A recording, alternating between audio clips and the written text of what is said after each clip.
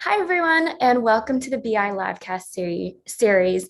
My name is Jamie Chow, and I am one of the content and community leads here at Brand Innovators.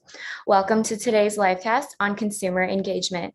Today is really special, and I'm thrilled to kick off this event. We've got a phenomenal event with an awesome lineup of marketers coming to us virtually from companies like Anheuser-Busch InBev, Mass Mutual, Bose, and Colgate Palm Oil, Olive, Colgate Palm Olive. We'd like to thank all of the marketers for taking their time to speak and present here today, and give a big shout out to our sponsors for helping make this event possible. And last but not least, we'd like to thank our audience for taking the time to tune in with us. Remember, we are live. If you're tuning in with us via Zoom, you can use the Q&A widget at the bottom of your screen to ask questions, and we'll get to them at the end of each session. You can also use the widget to connect with attendees and discuss the event in real time. With this, I'd love to welcome to the stage our first group of speakers. We have Victoria Bina Montero, Head of Global NA Bev Connections, Anheuser-Busch InBev, and moderating this session is Rick Byspiel, SVP of Sales from Cadent. Hi, welcome. Hello. Yes, I can hear you. Hello, Great. thank you. Yes, welcome. Excited to have you here. Hi, Rick. Hello there. Hi, great. Rick. Great to see you. Hello, Victoria. How are you? Hello, fine. And you? We're great. Coming in loud and clear to you. Can you hear me okay? Yes, I can hear you well. Excellent. Well, it's good to see you. Last time I saw you was last week, and you were on vacation Yes. at the beach, and looked like you were having a wonderful time, and I was clearly interrupting your very pleasurable holiday. No, that's no problem. But it was very nice. I was at the beach. Good. Well, welcome back. You're based in Sao Paulo. Is that where you are right now? No, I'm still in the north of Brazil, northwest of Brazil. Yeah. I got you. So it's about 1 o'clock in the afternoon there, if I'm correct, lunchtime? Yes, lunchtime, exactly. Great. Well, I thoroughly enjoyed meeting you in that first occasion. Been looking forward to this session. I will say I am a huge AB loyalist, probably a 45-year Budweiser drinker. I know I'm aging That's myself, perfect. but I'm being totally transparent with you. But we're not here to talk beer today. We're here to talk non-alcoholic beverages, right? Great. Yes. Right. But if this goes well, I may crack open the can. You can. It's already okay. lunchtime here. Yeah. Right. So in our prep session, one of the lines that really stood out with me is you said, my job is really to try crazy things for brands. So we're going to talk about crazy things in the world of marketing, in the world of beverages, non-alcoholic beverages, creativity, and anything else that's on your mind or on the mind of our viewers here today as well.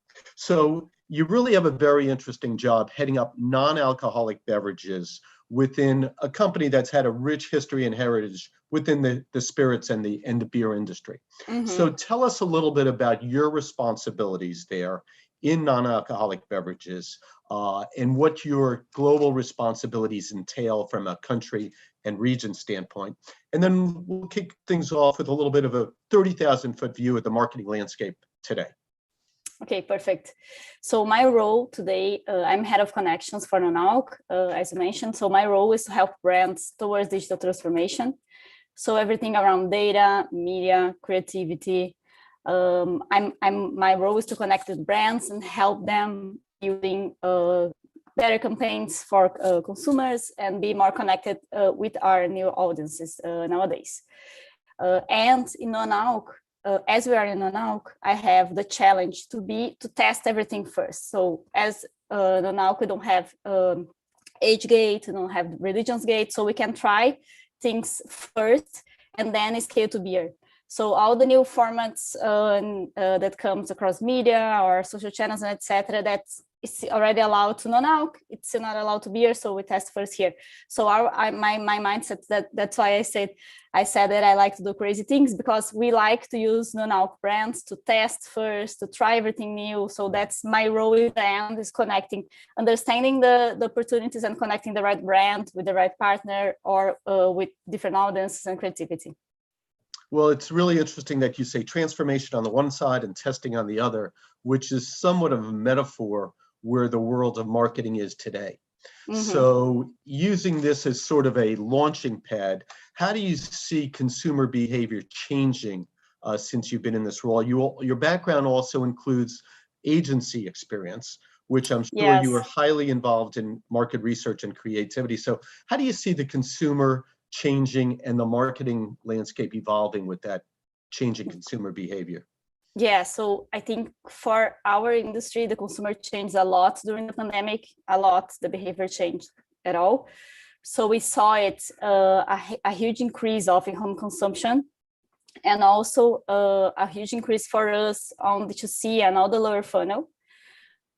So we develop in ABI new different ways to approach consumer, to get in touch with consumers. So it changed a lot for us internally. Also, one thing that we're working with the brands, the consumers, also because of the pandemic, are looking for brands with a real purpose.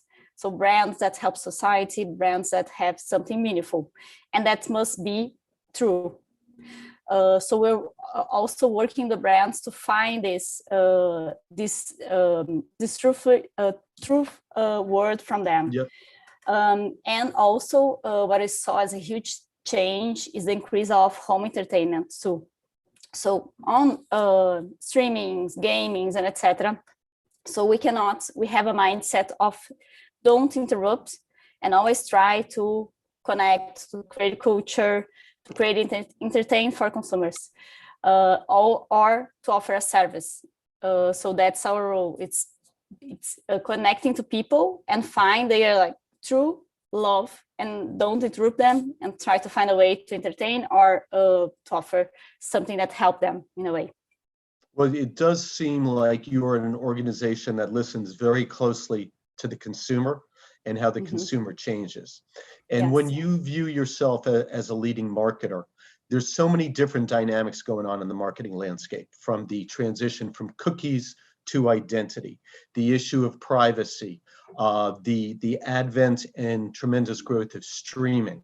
And how do you, deal with those challenges and make sense and integrate those, very different facets that are important in marketing today?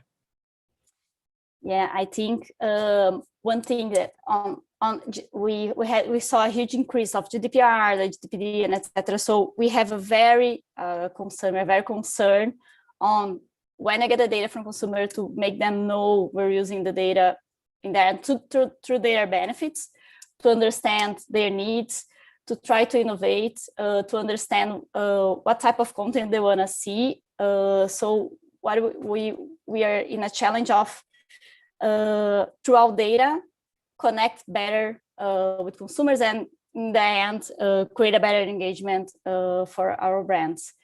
And then we have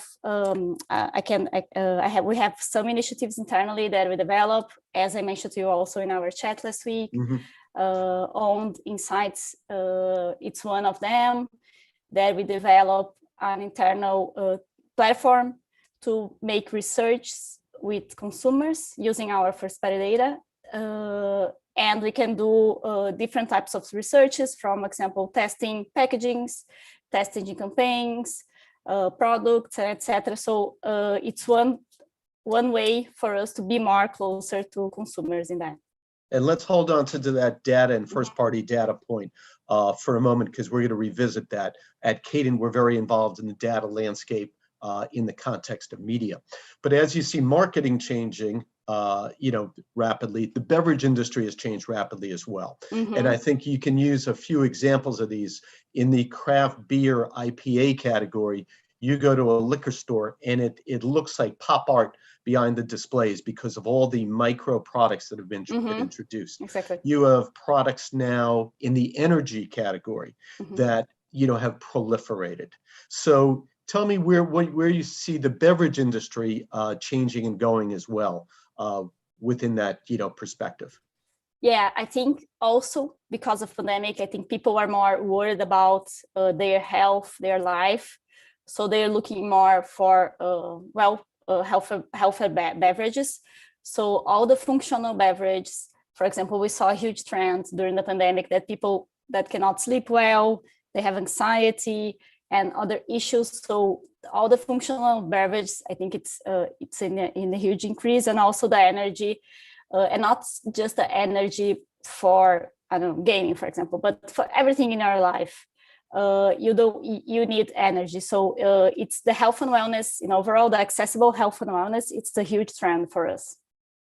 Which is very interesting when you think about it, for a beer company, right? It is, Yes. Obviously a huge trend, and you're smart to take advantage of that. And omnichannel marketing, using every tool available to you, from online to retail, and every other touch point in the consumer journey, has to be increasingly more important to you today to be relevant, I'm assuming. Yes, totally. So as I work mainly with the digital, and so for us, we are in a role now of developing with the brands a knowledge that we call the nonlinear journey. So it's beyond full funnel. It's how can we create shortcuts in the journey accordingly to each type of audience. So for example, I have, I don't know, a huge CSD brand in Brazil. And every time it communicates with the consumers, doesn't need to go through the whole funnel, because there's a lot of consumers that already are already consumers from the brand. So what we do, we create shortcuts based on the audience and information that we know from that consumer. So instead of going through the whole funnel, we create shortcuts and offer them, for example, I don't know, a mother that is going to do like a birthday party for her daughter. Instead of presenting what is the product, etc., go direct to the lower funnel stage to create a shortcut and create a non-linear journey that makes more sense. So in the non-linear journey, there's all type of channels, from offline to online, lower and etc., including like offline channels with geolocation information. So the omnichannel for us is like a total, like, it's a reality. We cannot, there is no way for, don't think as omnichannel now. And of course, depending on the brand, we connect very young audiences. So for us, it's even more important to be where they are. Excellent. So now we got a little background on your kind of general perspective on marketing. Let's talk specifically about your responsibilities, your portfolio. So tell us, I realize you're in charge of connections on a global level. How do you define global within your organization, and what regions does that encompass in your responsibilities? Because it's pretty diverse, as you outlined. Yes, it's very diverse. Our main markets today are Latin American overall. So Brazil is a huge market, Colombia, Argentina, Honduras, El Salvador, and then we have Dominican Republic, US, Europe, India, South Africa, and China. So for me, I talk as I'm work cross brands and cross markets. My role is to really try to find the trends that connects with different types of brands, and then for me is I have some key challenges on the year that I choose brands to become pilots. So I can help them with knowledge, and I can help them with some also some budget that I have on my side. To in the end, my role is really teach them towards a new way of connecting with consumers, engaging with consumers. So what I do, it's depending on the brand, depending on the targets. And as I'm very in touch with partners like TikTok, Google, YouTube, Facebook, and etc., I understand what are the new formats, the new channels, the new possibilities for us to test, and then we understand which brand makes more sense. And then I connect with the markets, and then I use this example to and then to teach other markets also as a benchmark. And do you try to employ a kind of mantra of think global, act locally, or and at the same time you're trying to find the threads of commonality? Yes, for sure. So yes, it's a hard balancing act, because you mentioned these regions and countries that are so distinctively different from Brazil to China. Mm-hmm. So how are you trying to bring the world a little closer together? Yeah, I think it's hard because what I try to do is really understand the market, really understand the brand locally, and then help on the global view. But for sure, I need the local support and the local knowledge to make it happen in the right way, and to really make the connection with the consumer in the right way. I won't do anything by myself. I totally need the brand managers to help to work with me. And within that, do you create priorities? China because of its size, US because of its size. Do those come to the top of your list Yes. in terms of priorities and in how you approach things globally? Yes, for sure. Our priorities are the huge markets on net revenue and also mid investment. For me, it's also important. But I have priorities markets that I work that I give more of my time in the end.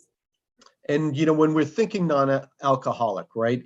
To me, it can take many forms. It can be energy, it could be soda, it could be seltzer, it could be cannabis infused. There's a lot of variations to this, and I'm just touching on a few. Give us a sense of a few of those star products in your portfolio. You mentioned Brazil, you have a lot of traction. Which are the products that are really resonating? And you know, give us a little bit of their profile and what categories that they compete in. Yes, I think there is a very nice product to launch last year that is for me. It's a beverage in Brazil. It's a shot functional beverage. So they have 3 flavors, and it's one for each type of benefit in the end. So one for insomnia, one for anxiety, and one for relax. And we did an agreement with a very famous artist in Brazil, like a huge artist, and she is partner from the product. So she also wins some royalties as every time she helps us selling the product. So it's a different, it's a very different model, right? Model and beverage for us, because it's the first time we did a shot.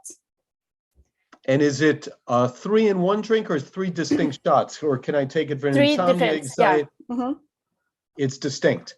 It's distinct. You can buy it a pack containing the three of them, and also, or just a pack with one type of product, and also you can sign to receive like every week in your house, like, because it's a daily use product, so it's nice for you to drink one every day.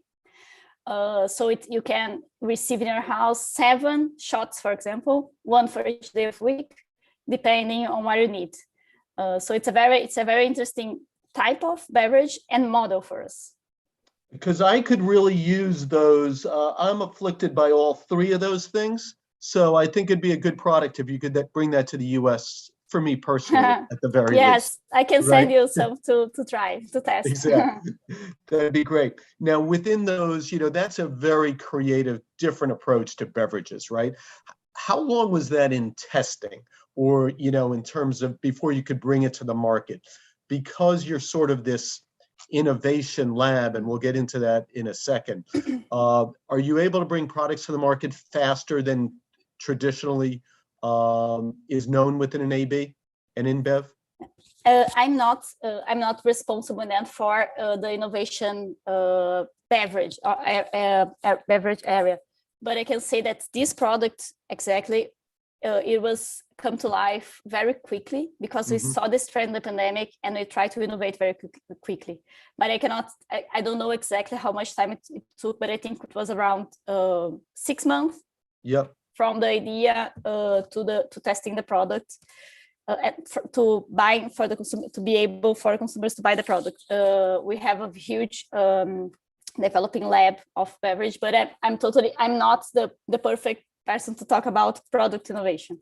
But it does seem like it's a relatively quick cycle, you know, Yes. as you mentioned, you know, just 6 months before you started testing, which would seem to be fairly quick. And some of your other partnerships in these categories, I'd love to learn more about. You mentioned, and this is all non-alcoholic, what you're doing with Red Bull, which obviously very distinct brands on its own, very strong brand. Tell us how you're partnering with them and how that relationship works. Yes, so depending on the market, we have different partners. We have PepsiCo is a huge partner, Coke also a huge partner in different markets, and Red Bull also in some markets. So for example, PepsiCo is one partner that we have. We work closer to them on the non-alc. So we are building JBPs together on the sites. We are also building full funnel strategies campaigns together, because we can create promotions with both products together. We are trying to use and understand the consumers and the audience from one side to other sides to understand connections and understand behaviors. So how can we work better together? How can we understand consumers together in the end? So PepsiCo is a great example. We have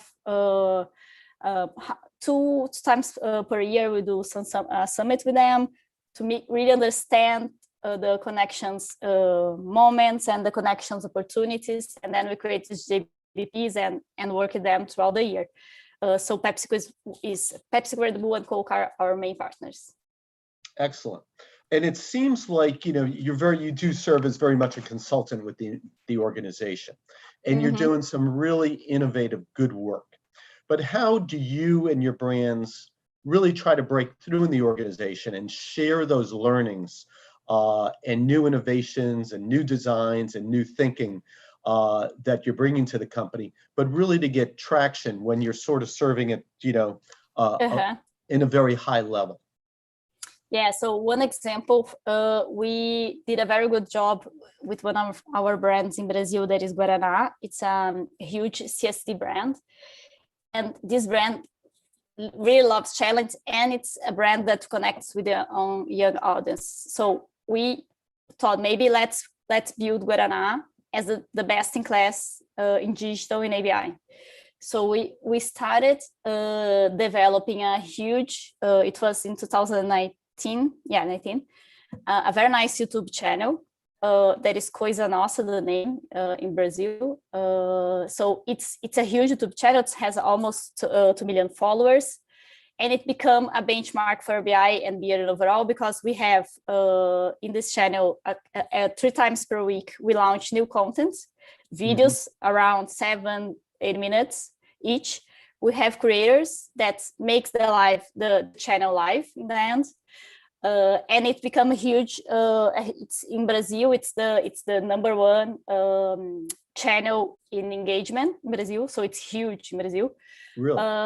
And it became a benchmark for the beer side too. So and then this brand also last year developed the TikTok channel.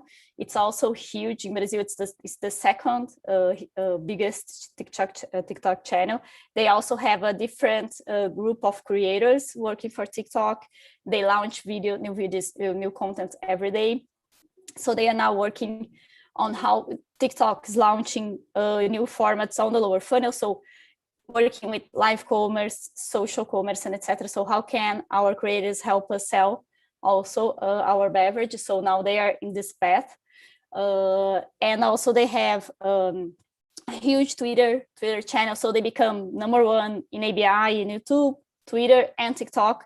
And then what we did, we created a whole presentation telling a little bit about the learning from the brands and all the path to help other brands on how to do it. And also one thing that we like to share is what worked and what did not work, because with our errors we can help people getting better in their role. So what we do is we do like a huge we roll out the deck with other markets and with the beer sides, and also with the global teams too. So we have on ABI, we have some areas on vertical areas, for example, data, and then I have media. So we talk to these people also on the global level to share with the right brands.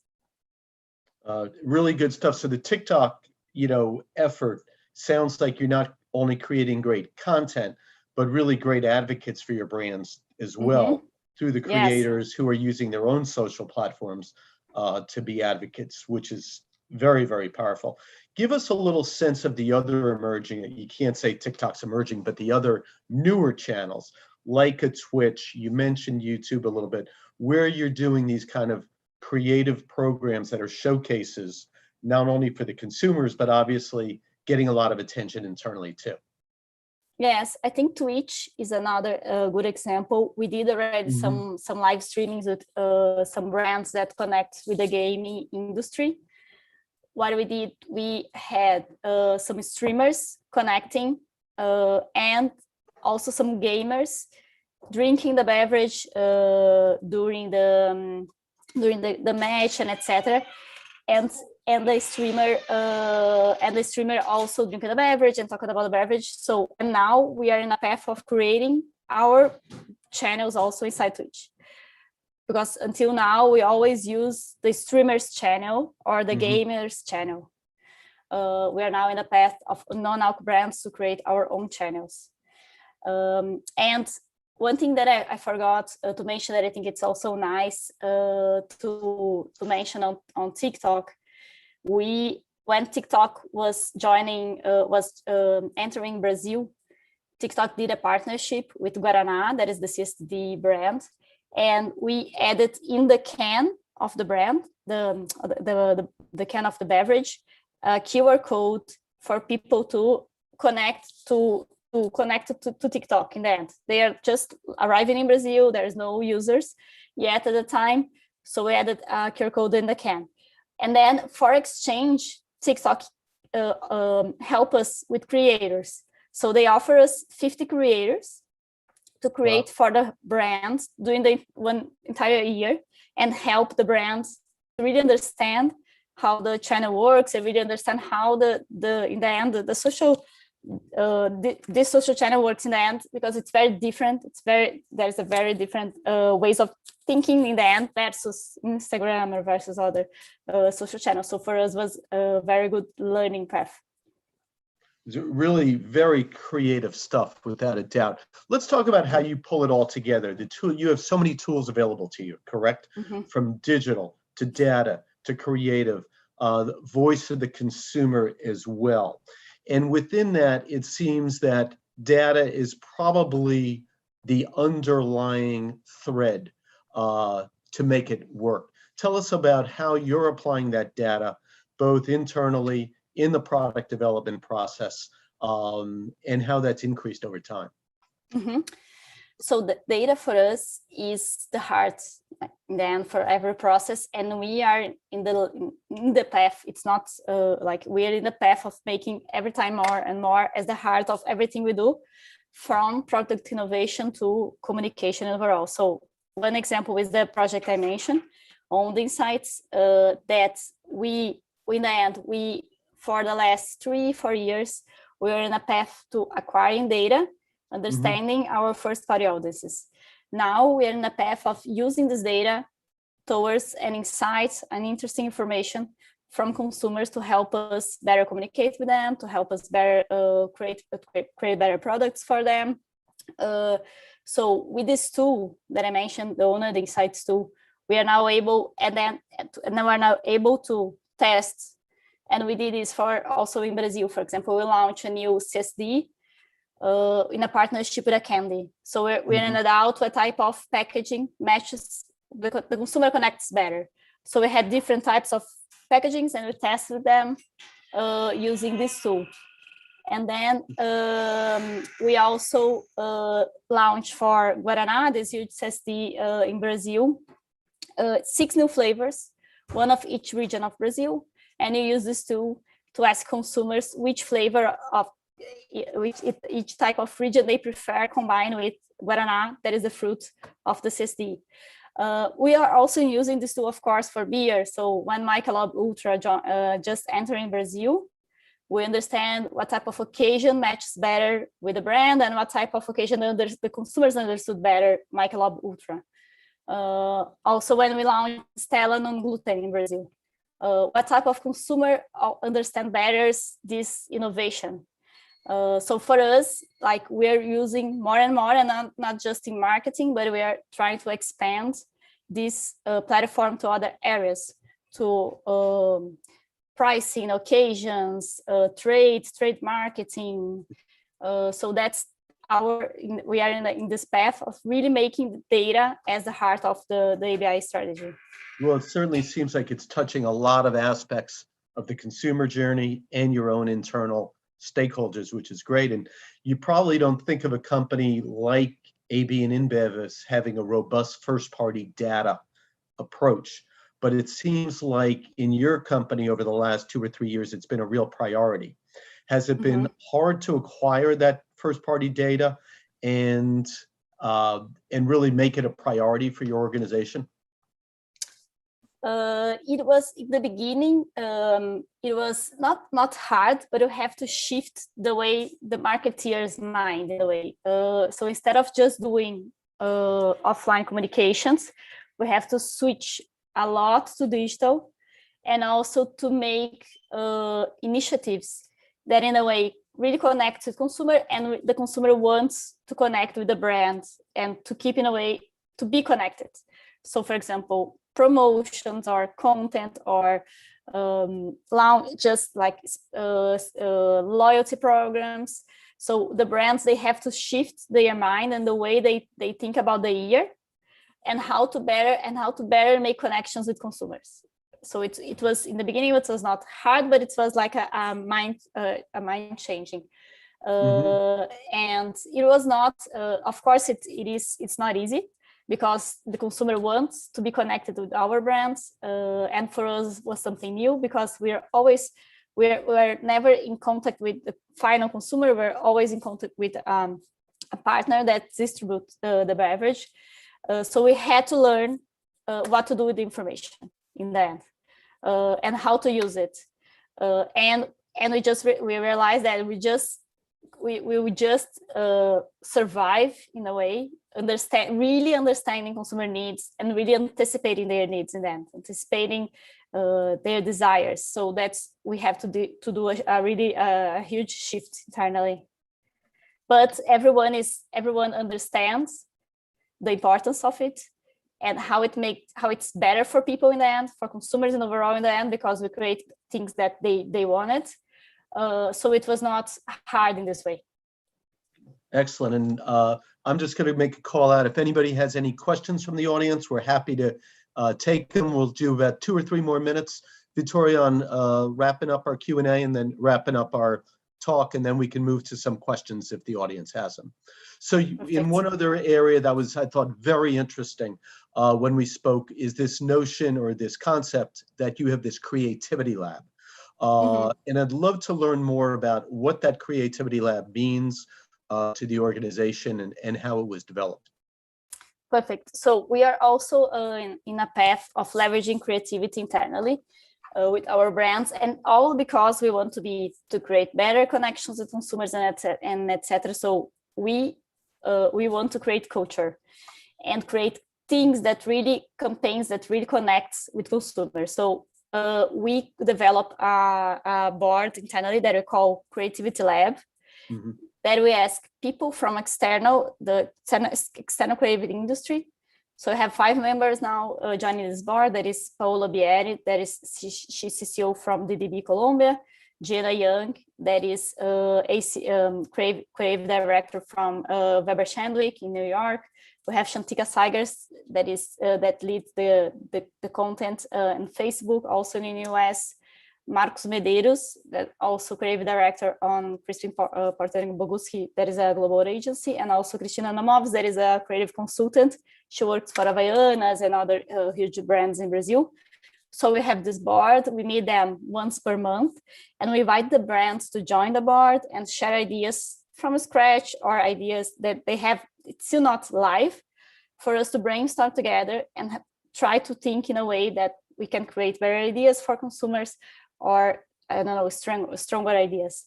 Also, we use this board to help us creating then better cases from our ideas. So also to subscribe in creative festivals and etc. So we had a very good year for creativity in non-alc brands.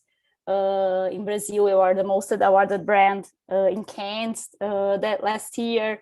Also, we won some Effies and some other very strong creative brands, so awards, sorry.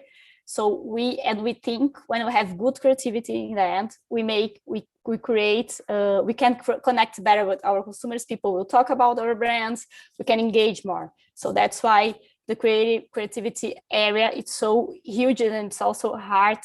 It's in the heart of our strategy. Great stuff when you think of combining the data with the creativity, which is a little bit like the art and science, and when Yes. magic can happen. Before we go to any questions, I want to ask, there's some up and coming and on the rise marketers who are with us in the audience, and I think they would love some perspective on how you got started and some advice you could give them as to how to advance their careers. So I'm from a family that works in advertising. My father is a creative director. My mom, she's a creative director, now a painter. My brothers also work in advertising.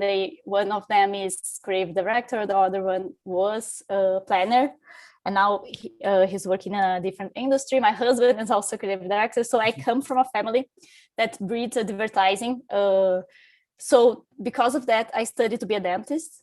I really tried to do something different, but I couldn't. So I come back to the advertising area. And when I started as an art director also. I started in the creative area. And then I realized that I have also different characteristics. And I also like organization. I like a little bit of numbers, not a lot of numbers, but a little bit of numbers compared to my family. So I started my career in agencies. I started already in digital. For me, it was very mind-blowing. I started my career on digital in Portugal. I used to live there. I did my master there.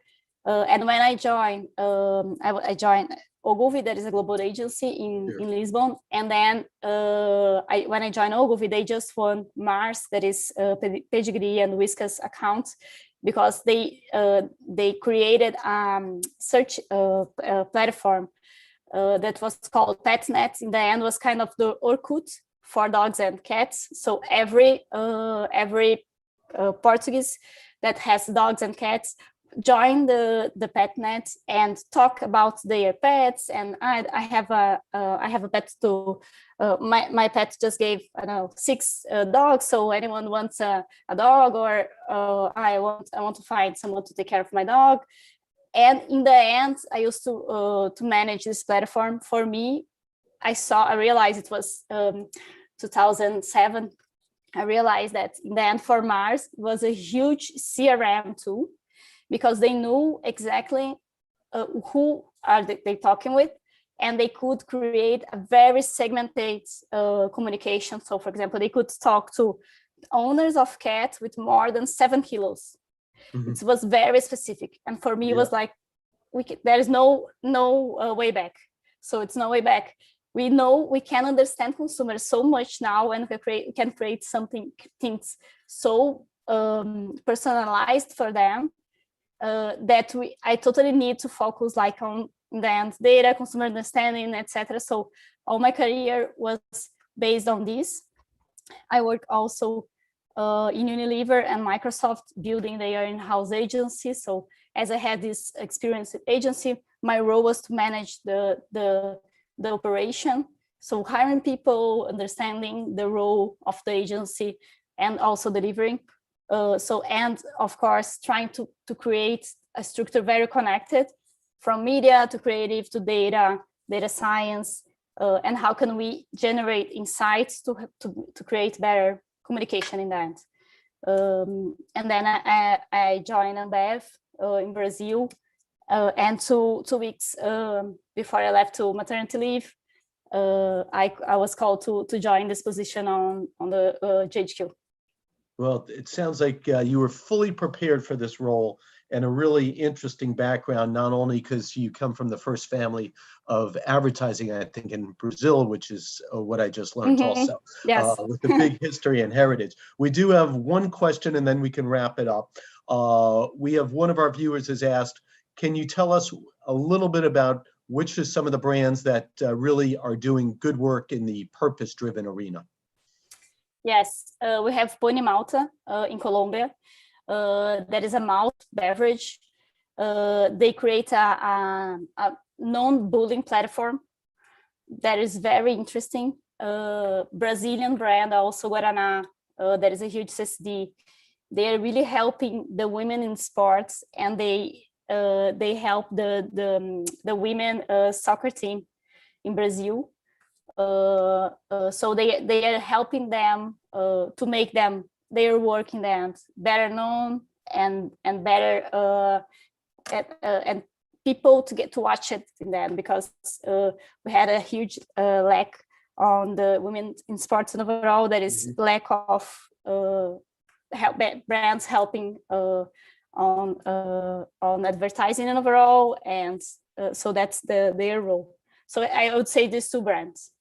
Great stuff. So I think this has been a thorough pleasure for me. I'm sure our audience has enjoyed it as well. You've really taught us about the creativity, the data, the innovation that's going on in the non-alcoholic world of AB and InBev. I would urge you to please send me that product that's going to take care of my insomnia, yes, my anxiety, and help me relax a little bit more. But it's been a pleasure talking to you and getting to know you a little bit over the last 2 weeks or so. And thank you so much for your time. It's been very insightful. Jamie, how do we do? Thank you so much. Thank you. Amazing. Thank you all for being here, and we hope to have you back again soon. Love to do it. Great. Have a great day, guys. Take care, guys. Bye. Thank you. Thank you a lot. Bye-bye. Thank you so much. All right. Up next, we have Alex Silberman, AVP Head of Growth, Search and Social from MassMutual. And moderating the session is Todd Ulysses, SVP Sales and Marketing from AdNet. Hi, Alex. Hello. How are you? Doing well, thanks. How are you today? Good, good. Awesome. Hi, Todd. How's it going? Great. Thanks, Jamie. Happy March on. Yes, great. I'll let you guys do it. Great. Great to see you again, Alex. It's been a little while since we were kind of doing the panel. Definitely good to have a deeper discussion with you. So do some quick introductions. Todd Ulysses, SVP of Ad.net. We're a big marketplace to help brands get incremental customers. I'll avoid the sales pitch more than anything. We'll kind of do Alex's introduction, and then we'll kind of go into customer engagement.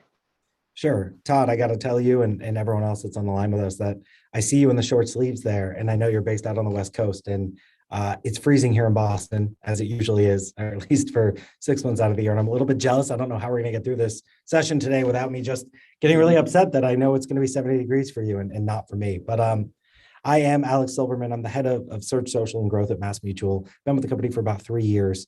And we get to do everything that we'd want to do, that everything that a marketer wants to do in their career, we're doing at MassMutual in a really impactful and interesting way.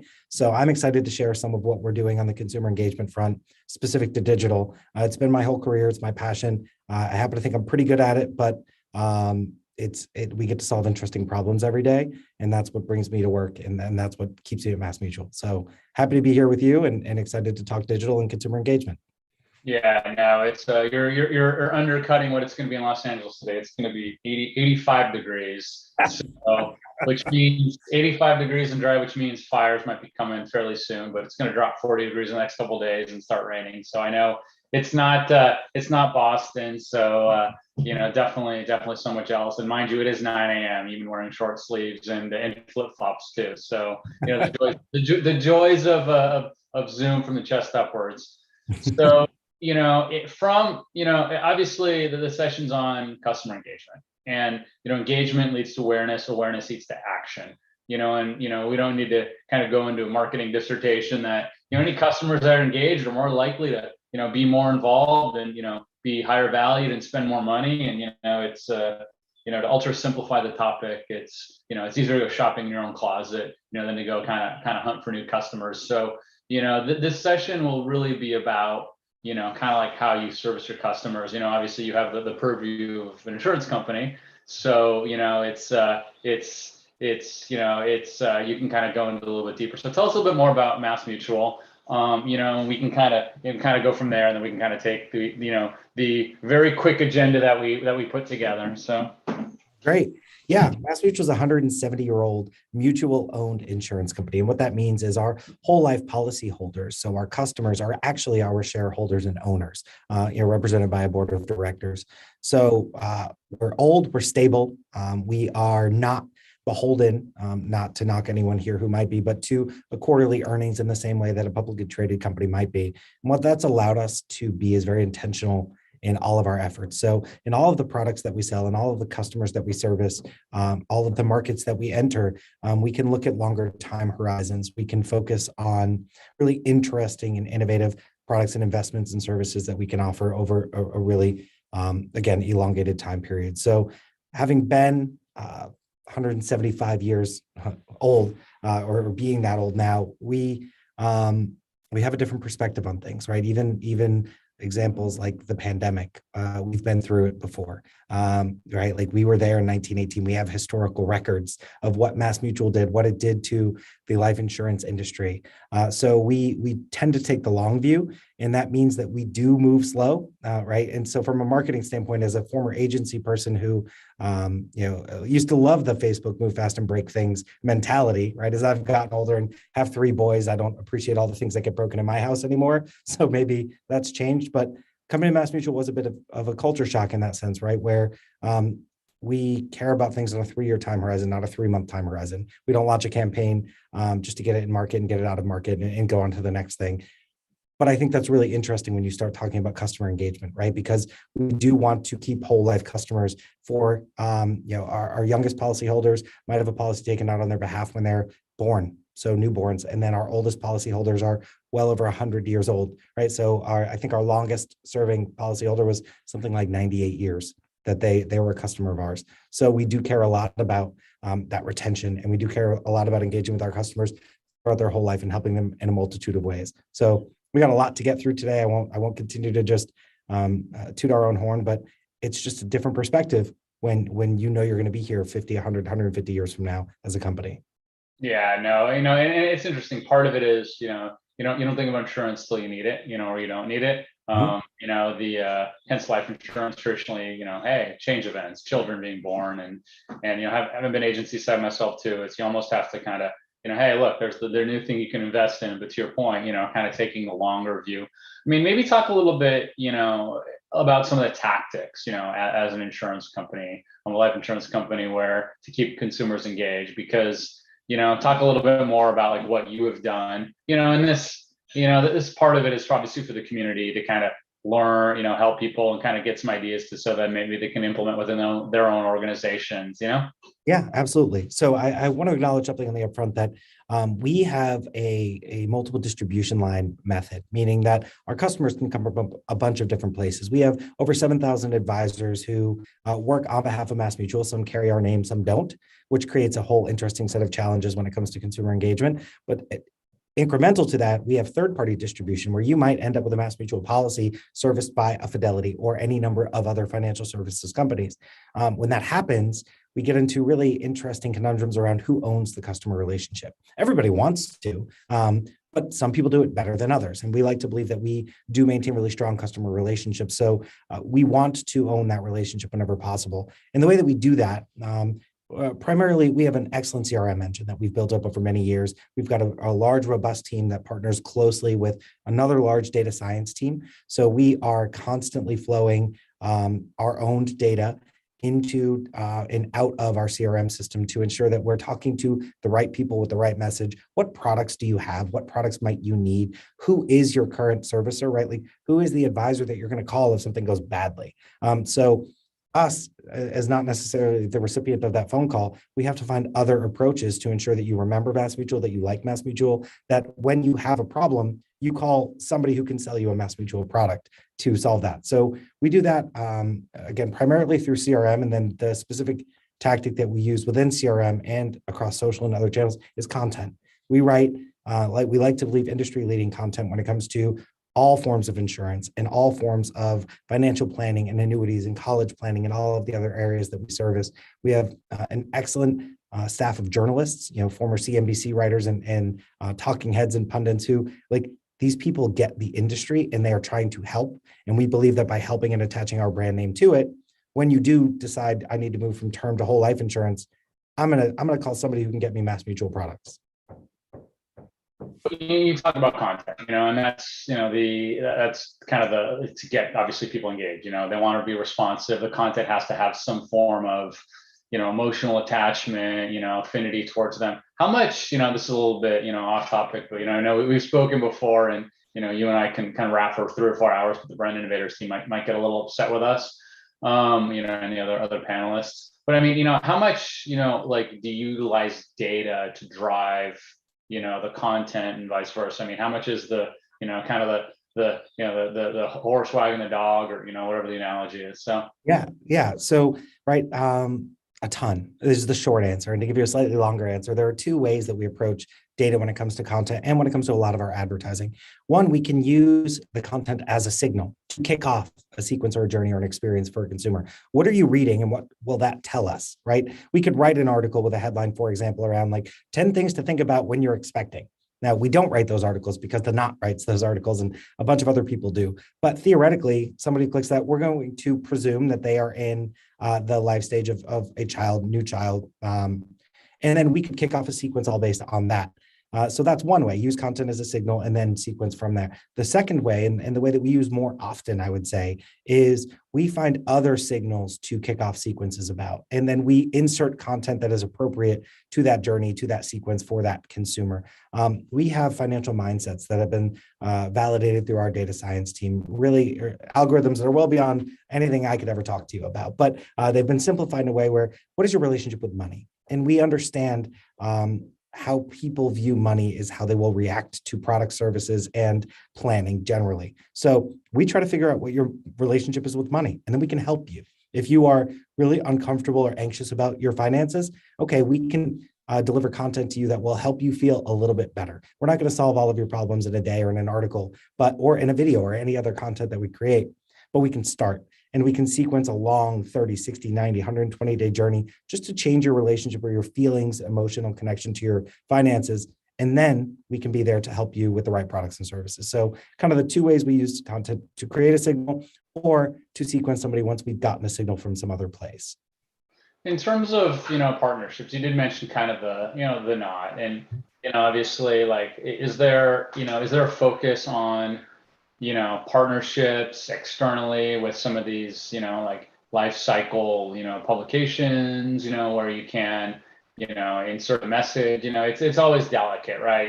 Where you want to kind of, meld, are we advertising? Are we kind of being a resource? Right. Is this something that you guys are looking at, on a level? And feel free, definitely don't talk about anything you can't, Sure. Yeah, I'll it's always tough to speak in generalities, but be helpful, right? So I will do my best. But I'll tell you, not as much as you might think. And I was about to say as we should, but there are really good reasons why we don't. One, it's incredibly competitive, right? Life stage marketing is not new to insurance or to FinServ or to anybody else who's been doing this for 10 minutes. We know that people going through changes are more likely to change other behaviors and spend more money and do all kinds of other things. So it's really easy to call, say, the Knot as the example that I used previously, but we're not their first call that they're getting that day, their last call, and we're probably not willing to bid as much as an upstart is willing to bid if you take the innovator's dilemma, right? Some of our competitors in the space will acquire new clients at a loss. Now, they'll churn those clients at a high rate and they're burning through VC dollars and all kinds of other really interesting things are happening there. We're not. We're trying to establish a long-term relationship, but it has to be ROI positive for us. So we look at programmatic ways in, right, to identify context, to identify keywords, to identify audiences, and find the right places to be. But we found more success building that content ourselves. We have an incredibly strong SEO program, which we've merged with all of our paid efforts, right? So it's not just about creating content, but it's about ensuring that that content has a shelf life to it. So we want to own as much of that journey as possible for both prospects and customers. We do have big national brand partnerships with the Washington Post and the New York Times, and we leverage those partnerships better than I've done in previous lives and better than I've seen some other brands do in terms of what we create. For example, with the New York Times, we created a for Black History Month last year and throughout the year, a storefront of Black-owned businesses, digital storefront with 100 around the country that people could shop from the New York Times. There were shoppable pins on the New York Times, and we helped co-create that. We used some of our own existing small business clients as part of that. And that did give us a ton of signals. It gave us a ton of play, and it did allow us to segment and build from, but it was a big national partnership. So, we don't necessarily get as niche into particular categories and life stages because it's so competitive, but we find other ways in. And you did talk about, we're doing our prep and you kind of referenced it a little bit. And to think about anybody in the community that has any questions for Alex, probably not for myself, but for Alex, definitely post them. And, this is meant to be iterative versus linear. Oh, wow. Look at that. Just on cue. Lisa Girding said, are you currently engaging consumers in your purpose initiatives, such as sustainability, supporting communities? Yes. Absolutely. We're looking to get better there. It's really easy to keep those initiatives separate, at least internally, right? But consumers don't care about the way you're structured internally. Like our DEI team, our sustainability team, those groups don't sit within marketing. They don't sit next to me when we're in the office, but we do share a lot of the work that we do when we're kicking off brand work. We look to those teams and those initiatives to help inform the work. And the same thing when they're kicking off new initiatives, they come to the brand team. How can we amplify those messages, get them in front of consumers? And a very real tactical way that we do that is just through an affinity program that we run. We recognize that a lot of the stuff that we make, if you don't know who Mass Mutual is, you don't care about it. You won't watch a 3-minute video about our sustainability efforts. Why would you? You don't even know who Mass Mutual is. But once you do know who we are, once you're an existing customer, an employee, a potential employee, so that's pulling in our human resources teams and looking there, we know that you would care about that content. We know that we want to build up affinity with these core audiences. So we do have a separate track of content creation that's focused on affinity content, we call it, and we boost that to affinity audiences, people we think who will care about that. We can drive consideration with those audiences using this stuff. But we can be a lot more creative. It's not just 15s, 30s, 6s, vertical cut downs, et cetera. It's tell the story as it's meant to be told. A quick example of that was some work we did 2 years ago for Black History Month. We went to Phoenix, where we had actually already given a grant. One of our separate teams, our community responsibility team, had given a grant, and no, they didn't talk about it. They didn't tell anybody. We had to uncover the fact that they had given this $25,000 grant for college tours for historically Black colleges and universities. We're like, wait a second, this is a great story. Look at the lives that we're impacting here. Can we tell the story? And so we went and we shot the students actually going on the tour. We met with the mentors who led the tour, and we got to tell this incredible story. But that didn't lead national advertising, right? It was an affinity segment. But it was a 2.5-minute video that lived and targeted existing customers and fans and people who would want to watch it. We saw an incredible uptick there. So we do engage our customers in all of our purpose initiatives, but we try to be pretty targeted about it because you need to know who we are, and that's the work the brand does up front. Then we get to have a conversation with you and introduce ourselves to a deeper degree. Well, and obviously, it's so important now for, the consumer mindset to have brands associated with, things that are valuable to them. I'm a Gen Xer, but obviously as Gen, Y or, Gen Z, it's even getting more apparent, and kind of having that outreach, doing good, and then obviously it's almost the brand is behind it, and then you invest in what the brand is doing, and the brand obviously services it. So, it's amazing. Obviously, keep up the amazing work, and obviously all the positive you're doing for the communities that you guys are doing. You talked a little bit about, you mentioned earlier, you mentioned it kind of in some of our prep, like financial wellness. Mm-hmm. It's, look, it's, I bought life insurance when I had my kids. You got 3, I got 2. It's probably similar time, thought process, and hey, do you have enough? Talk a little bit about how you guys view the overall kind of financial wellness, because it's a lot to unpack, and maybe kind of unpack that a little bit more, what that means to you. Yeah. So financial wellness was a term that nobody knew or understood. And then it became a term that was synonymous with your bank, right? Like financial wellness was not going into credit card debt or making sure that you had an emergency fund or like these base level blocking and tackling maneuvers that you would pursue as a consumer. And that made sense. But financial wellness is an expansive topic, and it goes so much beyond just your bank account. It goes into your long-term investing strategies. It goes into your protection strategies, right? To mention life insurance, a lot of people don't understand what life insurance can be used for while you're living or once you've passed as a death benefit, right? Like, and so it's incumbent upon us to educate consumers, not just about the simple stuff, and that's, I guess, unfair to banks, and I don't mean to be, but the stuff that everybody deals with and understands when it comes to banking and credit. There's layers to it. And so it's important for us as a protection company, first and foremost. We are the largest whole life insurance company in the country. We acknowledge that. We do other things as well, but we had to compete in that category because the market wasn't being served properly. So we had to engage in financial wellness in a way where it's obviously a section of our blog, it's obviously a section of our website, but that still wasn't enough. So we've hired an entire team, and we're almost calling it its own product, right? So in addition to annuities, in addition to 529 plans, in addition to life insurance, we have a financial wellness product. Now, there's no price tag associated with it. You can't buy it directly, but we treat it with such respect that we put it on the same level as those revenue generating products, because we have to inform people that you can use the cash balance of your whole life policy for college planning if that's a choice you want to make. You can use it for early retirement. You can't. There are lots of avenues, and the same thing. Like, here's what might happen with your annuity to pass on for protection. Like, we need to teach people that you have to do more than just worry about right now or the next 6 months. Let's talk about the next 60 years and let's do it together. So we've elevated the importance of the category, and we've said, hey, protection companies, come with us, right? That's our competitors. Let's make sure that our entire segment knows what the heck we're talking about. And when we go to sell our products, they understand truly what the benefits are. Even if we don't make every sale, it's that important to us. I mean, and that is engagement. Right. It is little drips, and then, hey, wow, my insurance company helped me, with this thing, so, I mean, that inherently hit the nail on the head. It's little drips. It's not constant bombardment, quick and go. And it kind of falls in line with the overall, kind of corporate strategy. You're in it for the long run. I mean, there was a question from Anna Zakarski. How do you measure the affinity content? Is it mainly engagement? What does success look like for some of the content that you put out? Yeah. Look, I'd love to tell you that we have some incredibly advanced algorithm that can correlate engagement to brand lift studies to some type of conversion at some future point, factoring in time decay, but that's just not where we're at in terms of sophistication. And I don't know who is.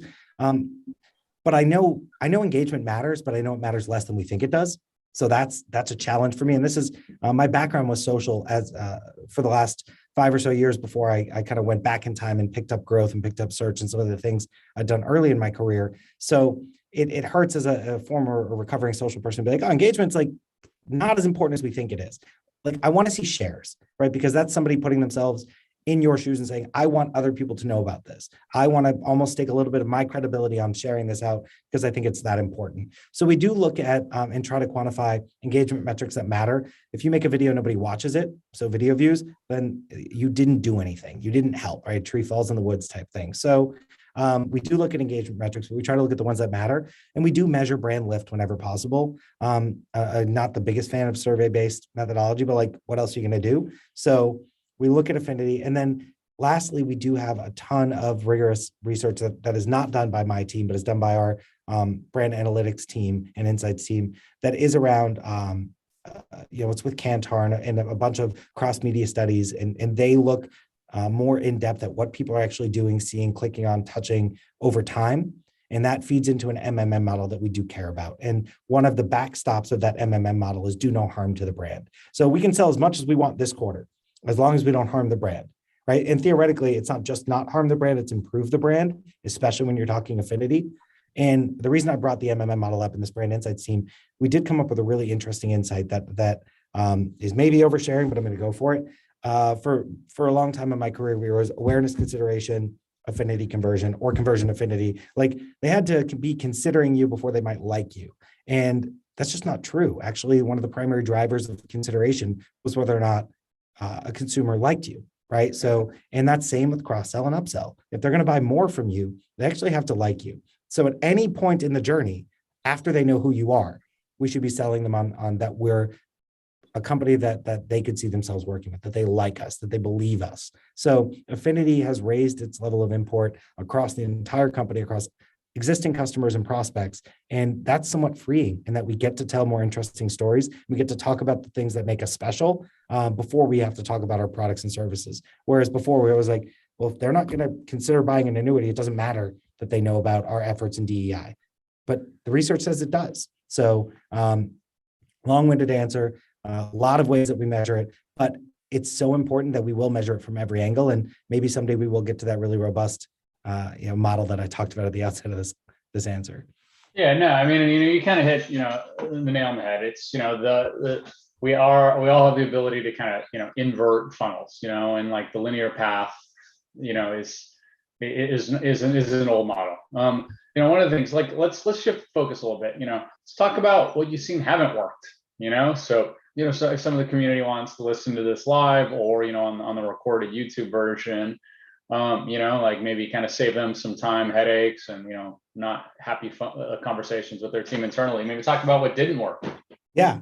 I mean, look, the first thing, and I say this all the time in meetings, outside of meetings, your customers, your prospects, they care 100% less than you think they do, right? So what doesn't work is assuming that the person on the other end of the screen is really paying that close of attention. If you screw up, they'll know, and they will make fun of you, and you will go viral in all the worst ways. Like that is, but if you are just like persistent, or if your frequency is a little bit too high, or if you create this beautiful 12-minute video and blah, like nobody cares, right? That's the short answer. So like what doesn't work is assuming that, oh, we have to tell a story 1, 2, 3, 4, because if somebody gets the story out of order, they'll never understand it.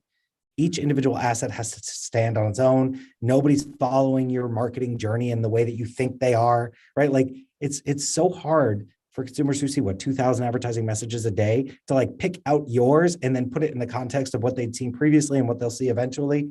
You have to just make small incremental improvements in your affinity, in your consideration, in your mental availability with that audience. So what doesn't work is getting too precious about your marketing, is getting too precious about your journey, about your sequencing, about your data. Like nobody cares, right? So that's a harsh way of saying it, but it's a nice reminder for me when we're in meetings and we're whiteboarding and all of a sudden we have 476 variations and you stop and you're like, why? Right? Hold on. Like it doesn't mean that there's not value in what we're trying to do here, but let's simplify it. Let's make sure that the juice is worth the squeeze. And that leads to a second thing that we all find ourselves doing. You create these niche channels and then you actually can't back them up and there's no value in them. And you spend all this time standing it up or selling it like, hey, we need a new LinkedIn page. Hey, we need to launch on TikTok. Hey, we need to do this. We need to run an AMA on Reddit. And you might get through that first ask and then you just can't back it up, right? You don't have a year's worth of content. You don't have a true strategy. You don't have a unique audience insight. You just did something to do something. Like that's going to fail. And your best case scenario is it just fails quietly and you push it off to the side. But your worst case scenario is it dings your brand's credibility. It dings your credibility internally because you put a lot of effort into creating something that didn't have value for your customers or your business. So, the niche channels, the always doing what's new and next just to do it. Clubhouse being a great example. I saw a lot of brands spend a lot of time. There were no ads on Clubhouse. Like the easiest way to test something is like buy an ad and see what happens.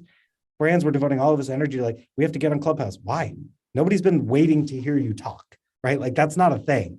You can wait there and figure out if it's the right platform. So niche channels and complicated journeys, just they can work, but like they usually don't. And so don't try to be the first to get it right. Just take it slow, simplify things, and work on established channels and make sure that you have the content to support those channels.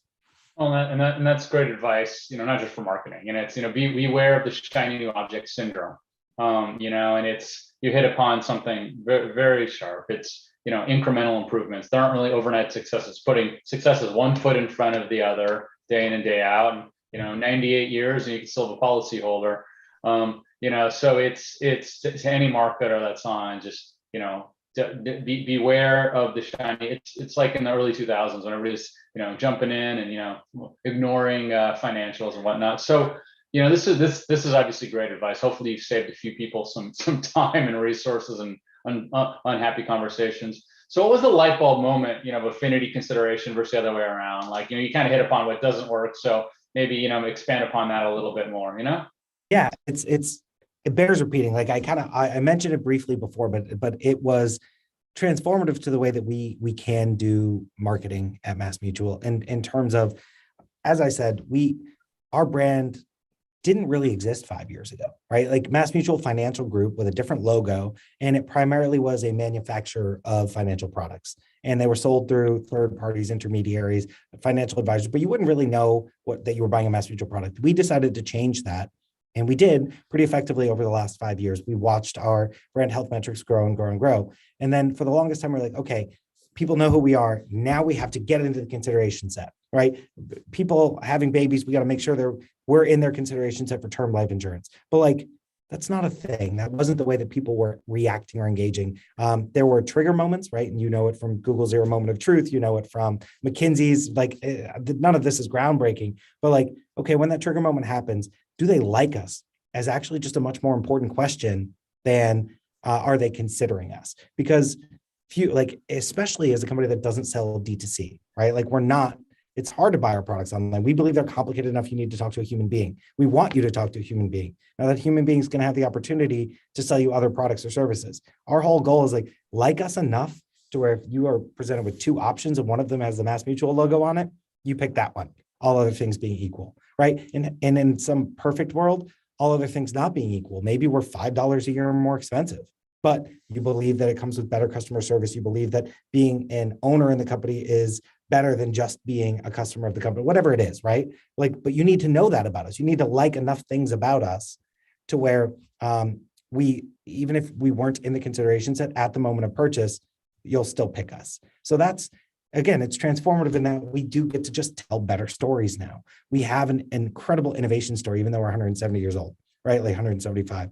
We have a venture fund. We invest millions of dollars in all these startups. And here in Boston, there's the Mass Challenge, which is this startup organization that incubates tech companies. We gave them multiple floors of our building. We just built this beautiful new building in the seaport of Boston. And we said, Mass Challenge, why don't you incubate on the second and third floor of our building? I think it's second and third floor. I haven't been down there, but like, that's a cool story. And we should tell people why we did that. And we should show people what happened as a result of that, because we think, hey, us helping technology companies and helping innovation is cool and impactful. And we think you'll think the same thing and you'll like us more. Like that's all we're trying to do. Like we have the right stories to tell. We just have to get better at telling them.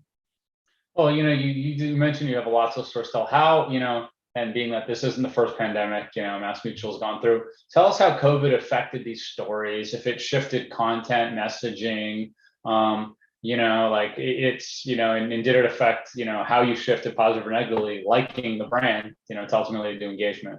Yeah. It really forced us to a bit of a return to basics, and that there are positives and negatives in that.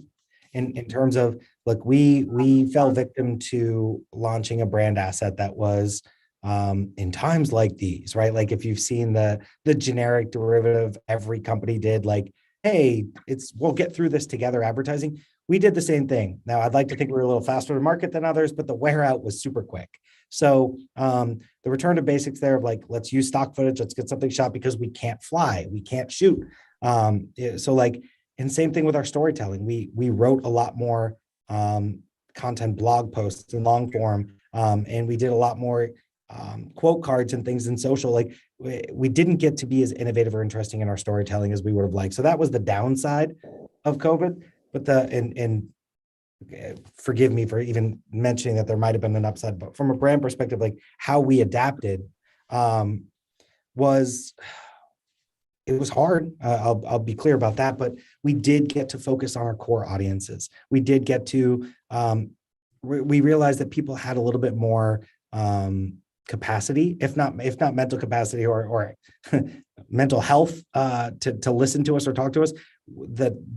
Our category was more top of mind. People were unfortunately more serious about mortality and more serious about protection and more serious. So we could engage in very real conversations with people, which led to an insight that has led to our most recent campaign, which is around uncomfortable truths, right? And like when you sell life insurance, like your whole business model is somewhat tied up in an uncomfortable truth, right? Like it's kind of a term life insurance policy is something you pay for that you hope to never use, right? And you pay for it, you forget about it, and you hope that's it. But a whole life policy, we want to shift that conversation somewhat to be like, this is a conversation you actually do need to have. You do need to think about this. You do need to think about your beneficiaries, not just in case something happens to you, but before anything ever happens to you. How would you? So the pandemic allowed people to focus on our industry, and it allowed us to engage meaningfully with people. So we didn't get to tell the really cool and innovative stories for a multitude of reasons, but we did get to engage more thoughtfully on around the core stories, and that included with our existing customers, right? So the idea of customer engagement, like we did go back to our 4.5 million customers and have a very real conversation with them. We also shed businesses that weren't core to what was important to our shareholders, who are also our customers, and to our business moving forward, right? So instead of these extra 5 million customers who don't touch our core products at all, we divested from that business and we focused on where we could have the most impact. Well, yeah, and that's been, such a great reset, both, professional, obviously personal, like shedding things that aren't ancillary, kind of the art of doing less, being more impactful, more clear on things.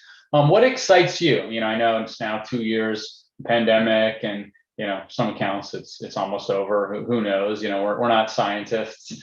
But like what excites you? The rest of 2022 and 2023 as you continue to kind of go deeper on the content, storytelling for the brand. Excuse me. Yeah, that's a great question.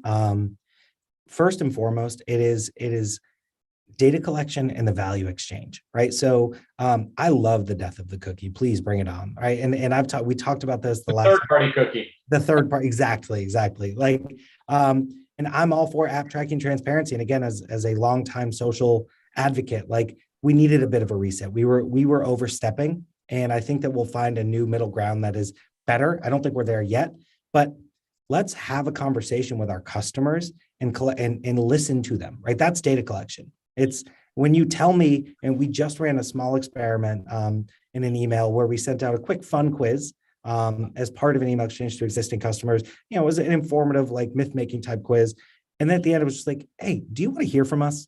Like, it's been a while, right? And this was a re-engagement campaign. And it was, do you want us to call you right away? Do you want us to call us when it's convenient for us? Do you want us to email you, text you? It allowed us to understand communication preferences, medium preferences. And it also, a few hundred people who otherwise we were totally unengaged with were like, please call me right away. I have a problem. And just by simply collecting a little bit of data, engaging with people in a value exchange, like here's something fun and interesting and entertaining for you. Also, can we help? We created a ton of value for a few hundred customers. Now, out of a pool of 4.5 million, how scalable, we'll find out. But we've been doing that a ton. And that's what excites me is continuing to those mindsets that I talked about at the outset of this call. And I know we're getting closer to time here.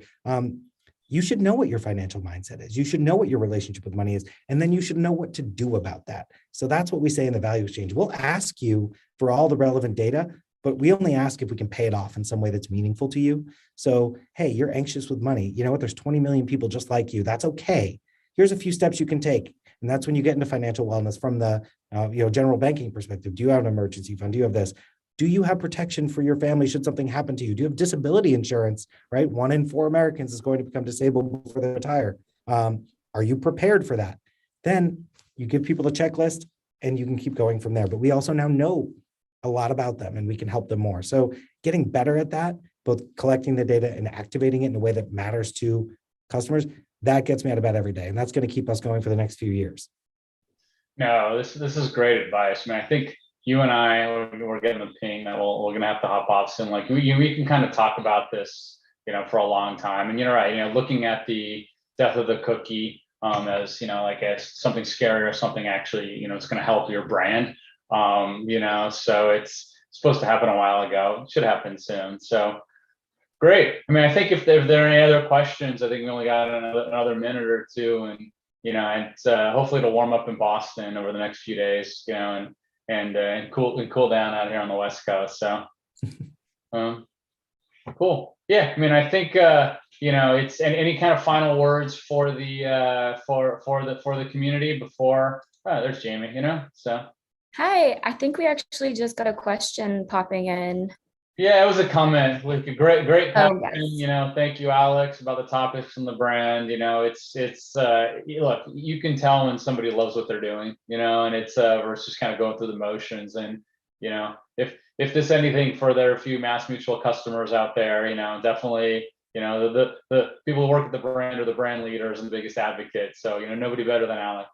Absolutely. And look, if I was to give any advice, Todd, you would kind of like my closing words would be everybody in your business and your company is going to care about what matters to the business, as they should. Never hesitate to be the person who cares most about what matters to the customer or what's impactful or important to the customer. Always be a huge consumer advocate in meetings, in planning, in execution, and amazing things will happen. You can drive the affinity, you can make more money, you can do all kinds of amazing things if you just ensure that you're putting the customer first, because you'll have those checks and balances on what matters for the business from everybody else. So be a customer evangelist and you'll be okay. Awesome. All right, take it away, Jamie. Love that. Thank you all for being here. Hope to see you guys again soon, and have a great rest of your day. Thank you. Bye, guys. Bye. All right, for our next session, we will be showing a pre-recorded session brought to you by James Gregson, Creative Director Digital at Lego, and Nicole Moscato, Regional Vice President Sales from Undertone.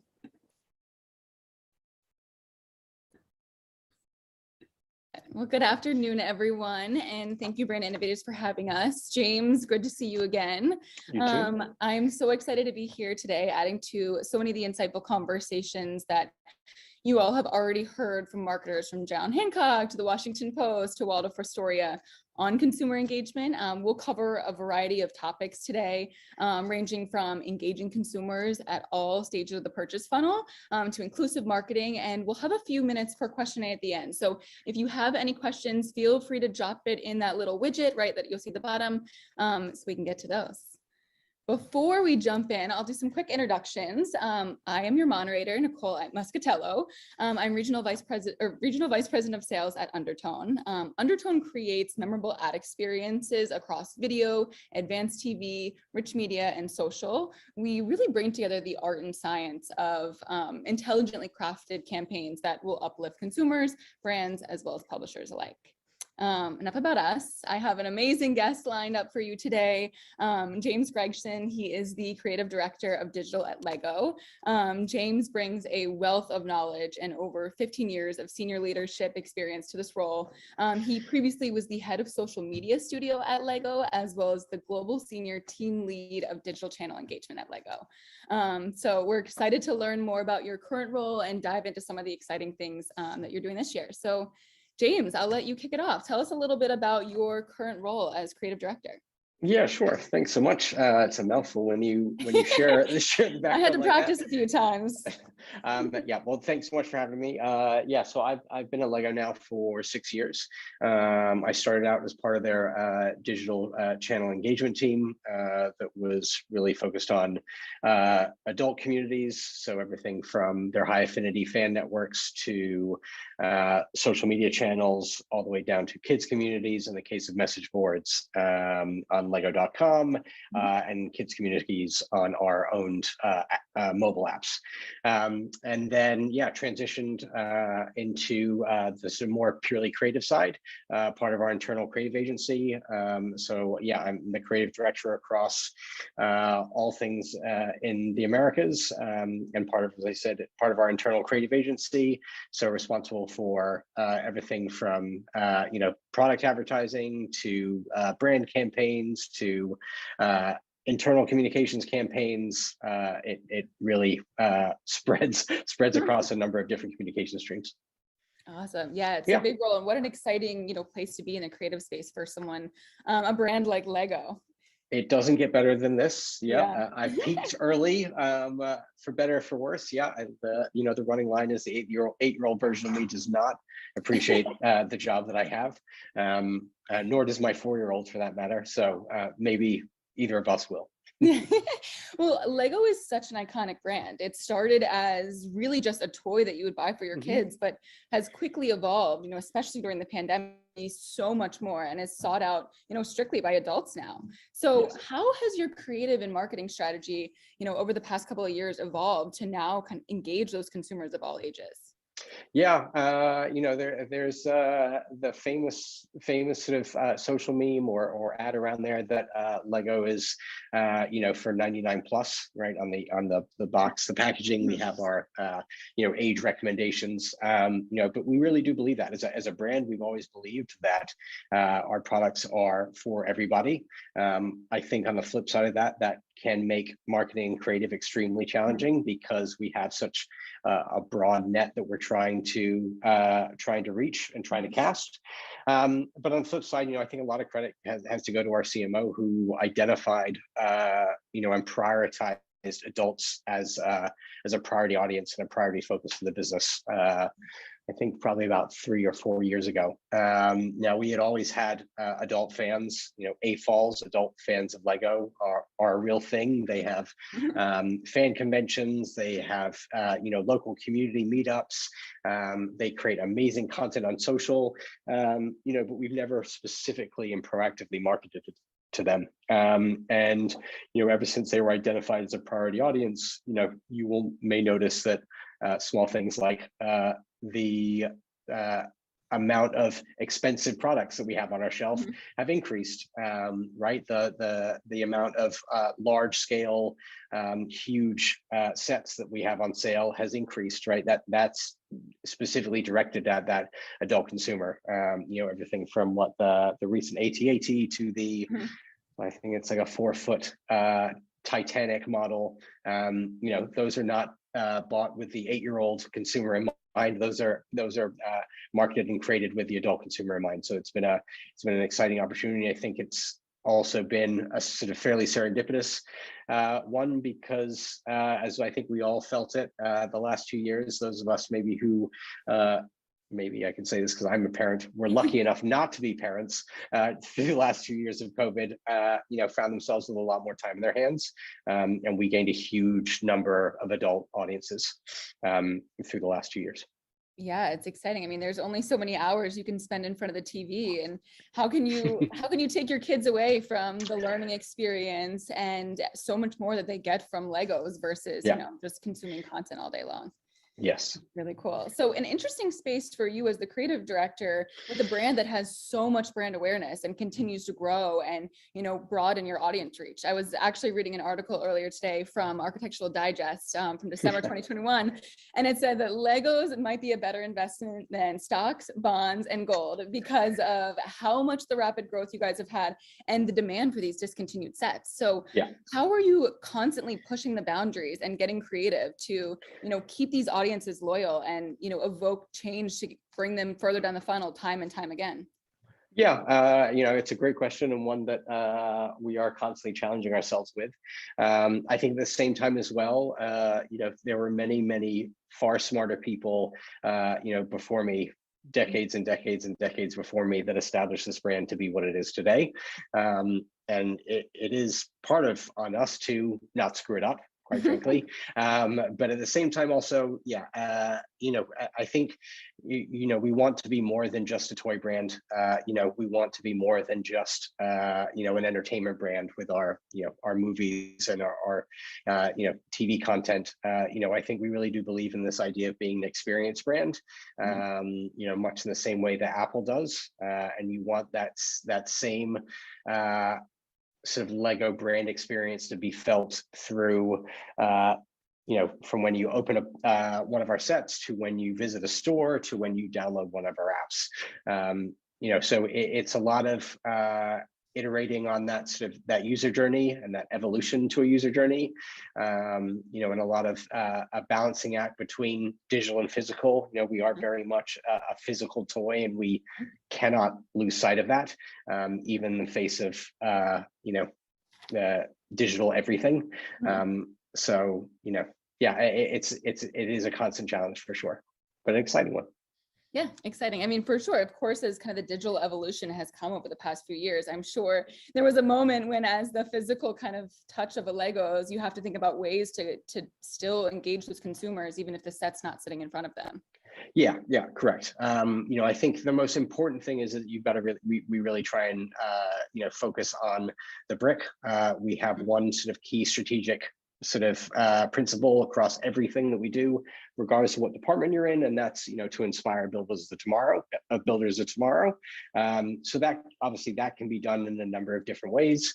I think for us, obviously the ideal scenario is with physical building, but whether if that's through an AR or a VR experience, for which we have a couple around in various platforms, that's also fine as well. Awesome. Yeah. So going back to what you were saying about kind of building and expanding your audience, there's been an increased focus and a lens on inclusive marketing efforts. So how have you addressed that over the past few years, and how is Lego making sure they're showing up in an authentic way with consumers? Yeah, great question. A really important question for us. I think there's a number of different ways.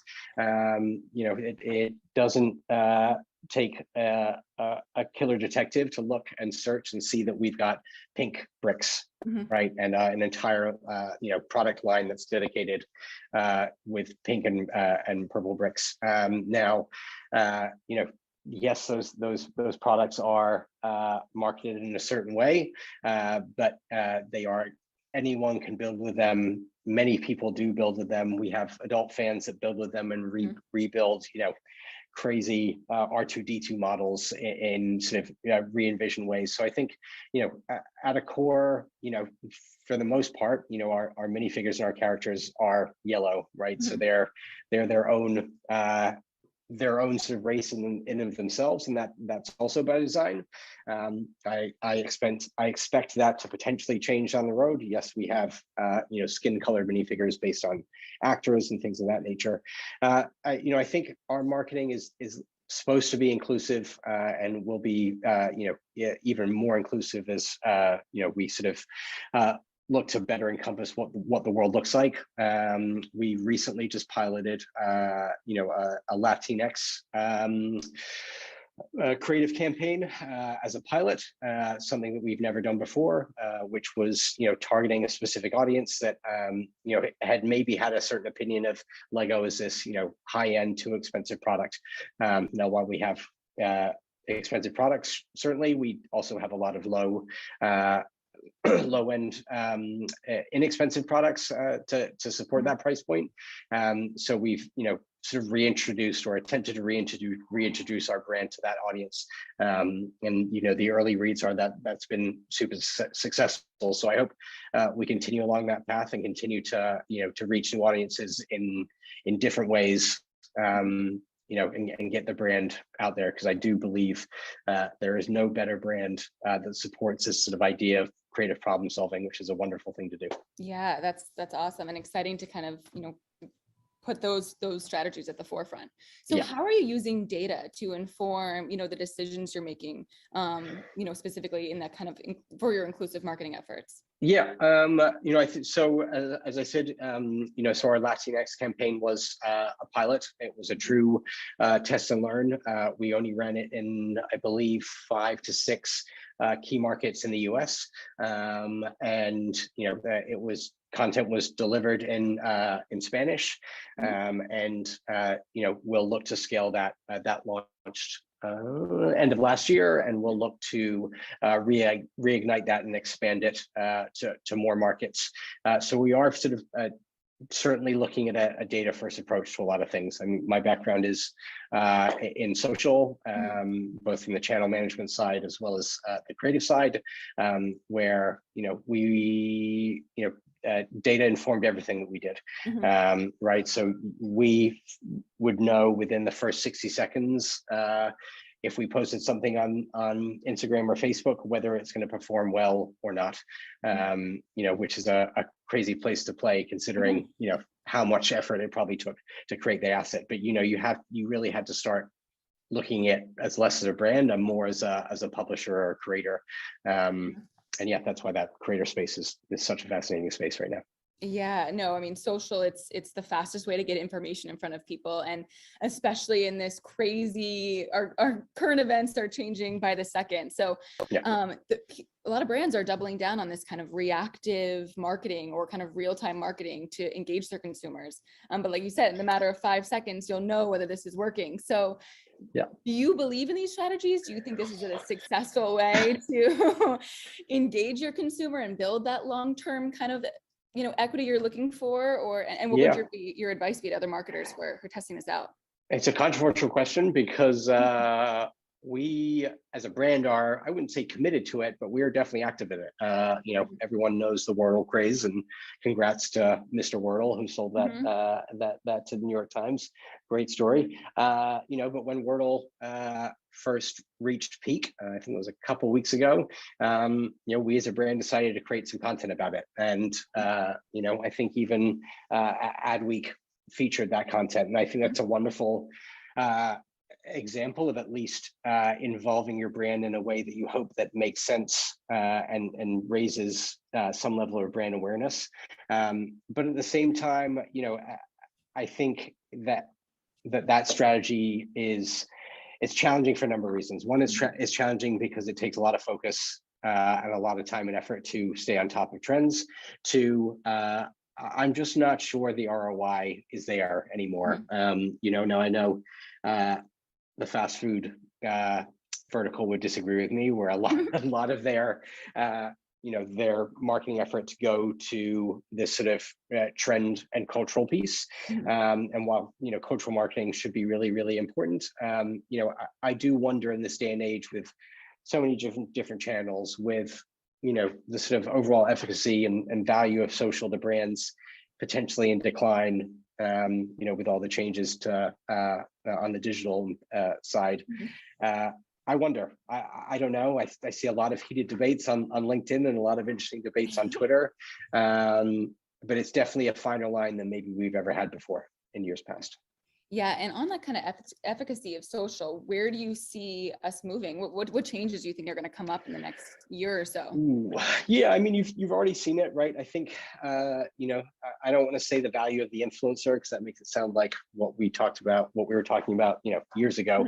I think the creator space, and what the likes of TikTok has done for the creator space is really, really interesting. You look at these sort of brand partnerships, everything from Hugo Boss working and using a famous TikTok influencer as the face of their new campaign, to Gucci and North Face using a train spotting influencer on TikTok. I think that to me is the most interesting place to play, and doing it in a right way. I'll always use the sort of Casey Neistat and Samsung example as the marquee way to marry a brand and an influencer, and less look about them as influencers and more as creators, because they're going to do things for you that you as a brand might not be able to do. Certainly you wouldn't be able to do for the cost that they will be able to do it. So that's where I'd love the place to go. I'm really loving these brand partnerships. We've done some awesome ones. The Adidas partnership, I think was a really great fun one. We've done a partnership with IKEA, but as I said, I think that's a really, really fun place for brands to get involved. And then this creator space, which is just ripe with just amazing content. Yeah, it's exciting. So with your background in social, how, and now kind of more pivoting into this, touching all channels from a creative standpoint, how did you navigate those new mediums, and what advice do you have for marketers who are making that jump as well? Yeah, that's a good question. I'd lie if I didn't think if I didn't say there was a little bit of imposter syndrome there. For sure there was. That's real.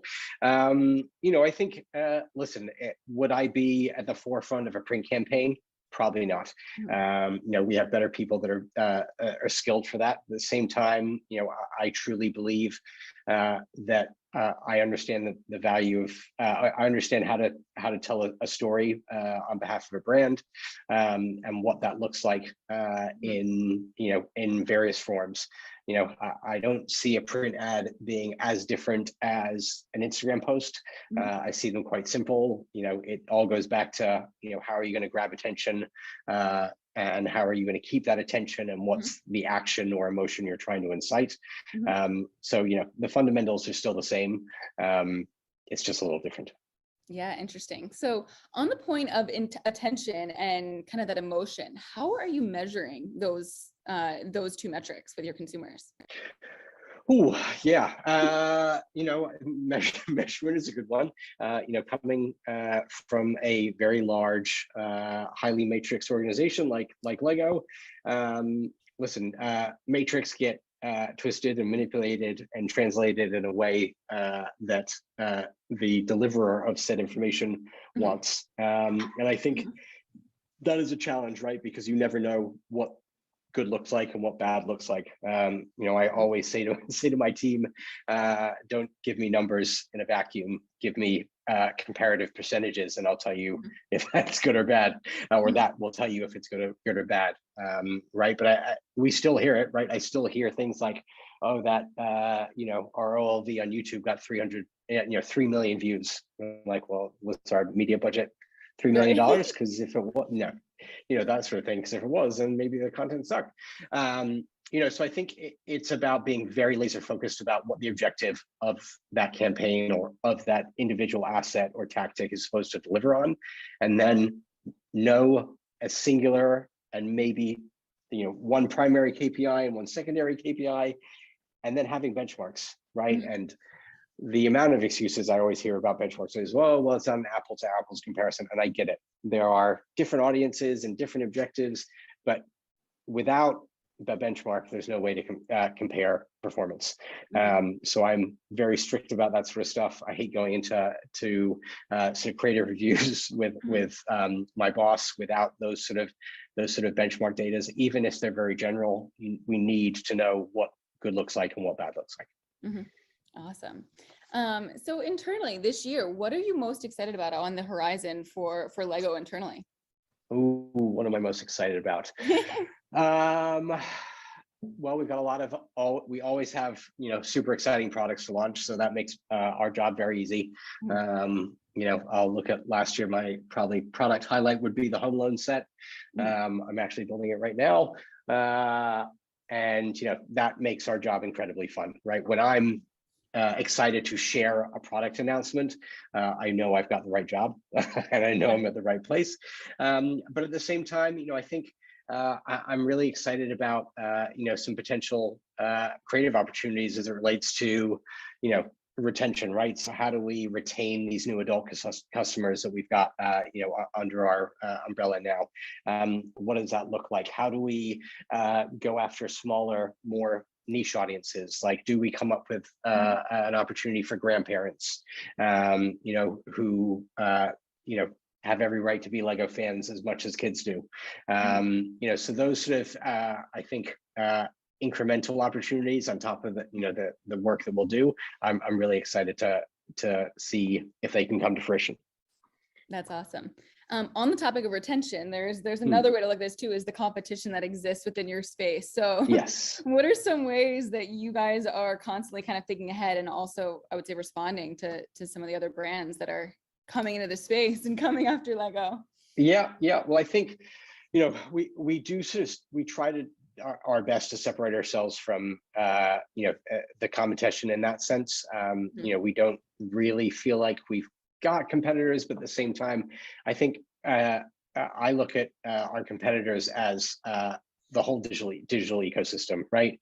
Whether it's YouTube, whether it's video games, anything that's taking away the attention of a potential builder, I see as a competitor. But I'll always flip that pancake and say, as a parent, although not as a parent of avid Lego builders yet, I always say, I'm so lucky to work for a brand where, no parent that I know of has ever said to their kid, stop playing with Lego.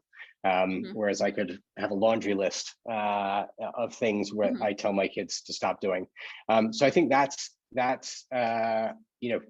is our key differentiator. I think we need to elevate that message and keep that message at the forefront, especially in this sort of world of digitization where kids are glued to their phones, glued to their iPads, glued to their TVs, whatever it may be. We want to really celebrate that while we have digital experiences, the core value proposition is a physical building experience that isn't digital. Yeah, absolutely. I think that's super important now more than ever, Yes. as we're glued to our computers and phones almost 24/7. But the industry, in general is moving more digital. You mentioned, the introduction of AR and VR and some of the things that you're doing. There's a huge craze happening with the metaverse and, so many brands entering that space. How are you guys dipping your toes in, and are you looking to expand in those areas? I can't share too much on that outside of it's very rare that we as a brand will be first to do something, and that's by design.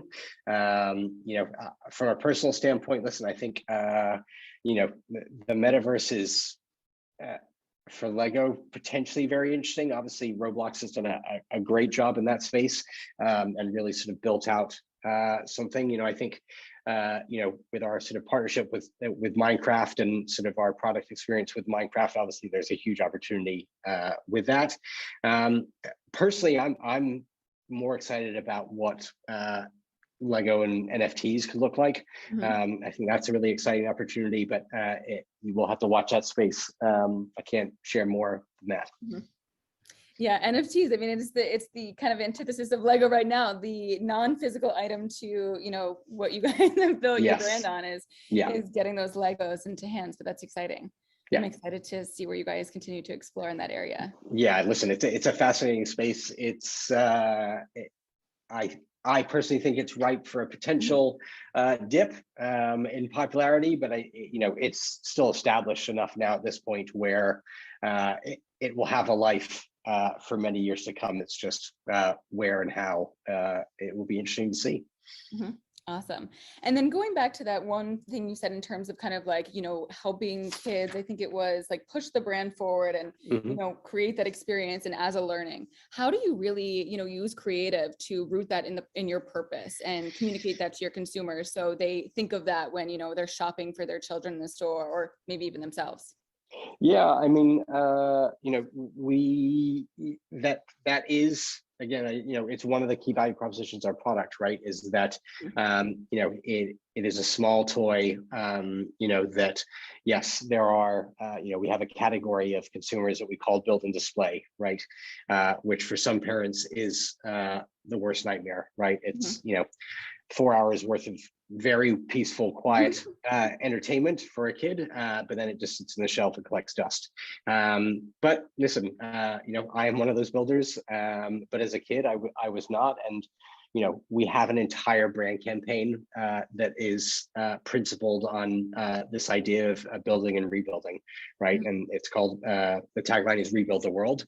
And it's based on this insight, right? That, parents and consumers see a lot of our products as, this build and display, but, years past, the product was build, rebuild, unbuild, build again, and it had this much longer, life cycle. And we really believe in that. Personally, I think it's a fantastic place to be because it doesn't necessarily support commercial momentum. That's how strongly we believe in that sort of that value proposition of our product. And the idea of rebuilding the world, do you think this has taken a different shape over the past 2 years with everything going on with the pandemic and so many other topics? Well, I do ask the question myself sometimes of like, if we could see the future, would we have used the same terminology? But at the end of the day, yes, I think we would have. We are a brand that is playful at heart, and if we want serious undertones, if someone wants to use Lego to deliver a serious message, I'm all for that. It's a wonderful product for storytelling, in whatever format, whether that be stop motion, whether that be through, audio or visual, there's a number of ways to do that. So I think, yes, obviously, we live in a very different time than before this campaign landed, but at the same time, I think we still have the same responsibility as we did before, which was to, inspire the builders of tomorrow, and maybe we inspire them to, cure COVID once and for all, versus inspire them to build a set they never thought they could build. Awesome. I love it. And when you're creating these messages and you look for partners to help you distribute this, what are some of the criteria that you kind of, determine when deciding, whose platform to use to get this in front of your consumers? Yeah, that's a good question. I mean, I think we worked very closely with our media agency on that front. I think from a creative standpoint, we have maybe a sort of different approach than most internal agencies do. We very much believe in this notion of know what we know, and most importantly, know what we don't know, right? So in the case of our Latinx campaign, while my co-creative director is Colombian, he's one person and he's not going to shape the entire campaign. So we wanted this to be authentic. We wanted this to come across authentically and really work.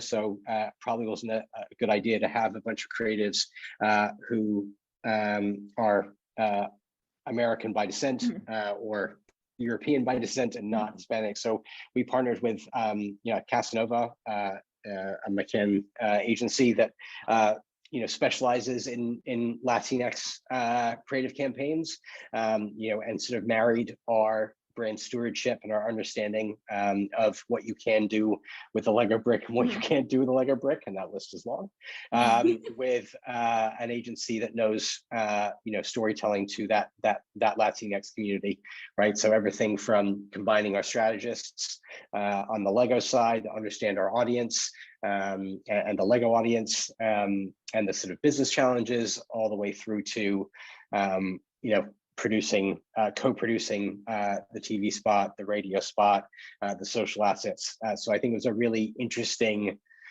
future look at the way that we potentially want to do business, right? Because we can't just hire on different skill sets for smaller projects. We didn't know, say, for example, that Latinx was going to work. It's very much about that test and learn, and it enables us to bring in world-class partners to deliver world-class content. And this test and learn environment, is this something that has been built into your strategy so you can be more nimble? Yes. And find new ways to engage your consumers? And how important do you think that is for brands to adopt that same strategy? Yeah, I mean, I think you can, the term gets thrown around a lot for sure. And I think it's a good term that gets used as an excuse to do something. I think, when we do it, we're doing it from the case of, we want these programs to get funded, right, into the long term. So we are very, very focused on what are we trying to answer, and what are we trying to see from a performance standpoint, so that if it works, there's a very clear understanding of if it worked, and if it didn't work, we all understand that it didn't work. So yeah, I think yes, it's a wonderful way to not obviously put all your eggs in one basket, but also use it transparently and not as an excuse to try something new and not involve a bunch of people. Yeah. Awesome. So you've been at Lego for 6 years now. What advice would you have now for yourself 6 years ago when you first started? And what do you think is, I'll let you answer that question first, then I'll get to my second part. Be patient. I joined Lego after running my own business for 5 years, which was probably honestly the worst thing I could have done, because I was responsible for everything, from invoicing to copywriting to development of a website, for example, all the way through to, and now at Lego, obviously I'm a cog of a very big machine that moves without me. I think patience would be the number one thing that I would have probably told myself before. Mhm. I still tell it to myself. Yeah, I mean, it's great advice, and I need to tell myself that every day as well, in not only work environments, but every facet of life. Yeah. So, over those 6 years, what do you think is one of the key skill sets that you've taken away and really embody now that you would give advice to other marketers who are looking to be in your shoes one day? Ooh.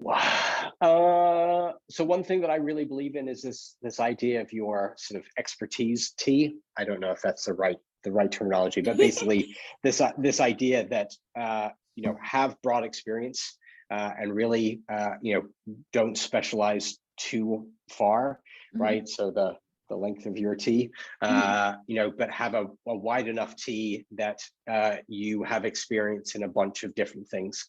I think that is really, really something that I believe in. I used to have performance marketing reported into me when I was part of our digital channel engagement team, right? And that's not because it was given to me. That's because I wanted it, because I believe the value of what that could do for our communities. So all the way through to creating TV campaigns right now. Also surround yourself with people, their expertise in those categories. But I really buy into this notion of having a broad enough experience in different categories, but not so broad that you can't specialize in something or be a specialist in one thing that you're ultimately responsible for. So yeah, that's what I tell a lot of mentors or mentees that I work with today. Yeah, it's great advice, and it's been very successful for you. So congratulations so far. One of the Q&As that I have coming through is more of a fun one. So what is your favorite Lego partnership and set of all time? Oh man, I mean, I'm hard pressed. Home Alone's my favorite Christmas movie, right? And it's not January anymore, so I can't really even talk about Christmas in February now. But yeah, I'd have to say the Home Alone set is maybe my favorite. It's just such a good movie, and I had every intention to watch the movie and build it at the same time, but I have 3 kids under 4, and there's no time. So I love it. Awesome. Well, thank you so much, James. It was great chatting with you today and learning more about the brand and your successes. It is truly inspiring. Thanks so much. Best of luck.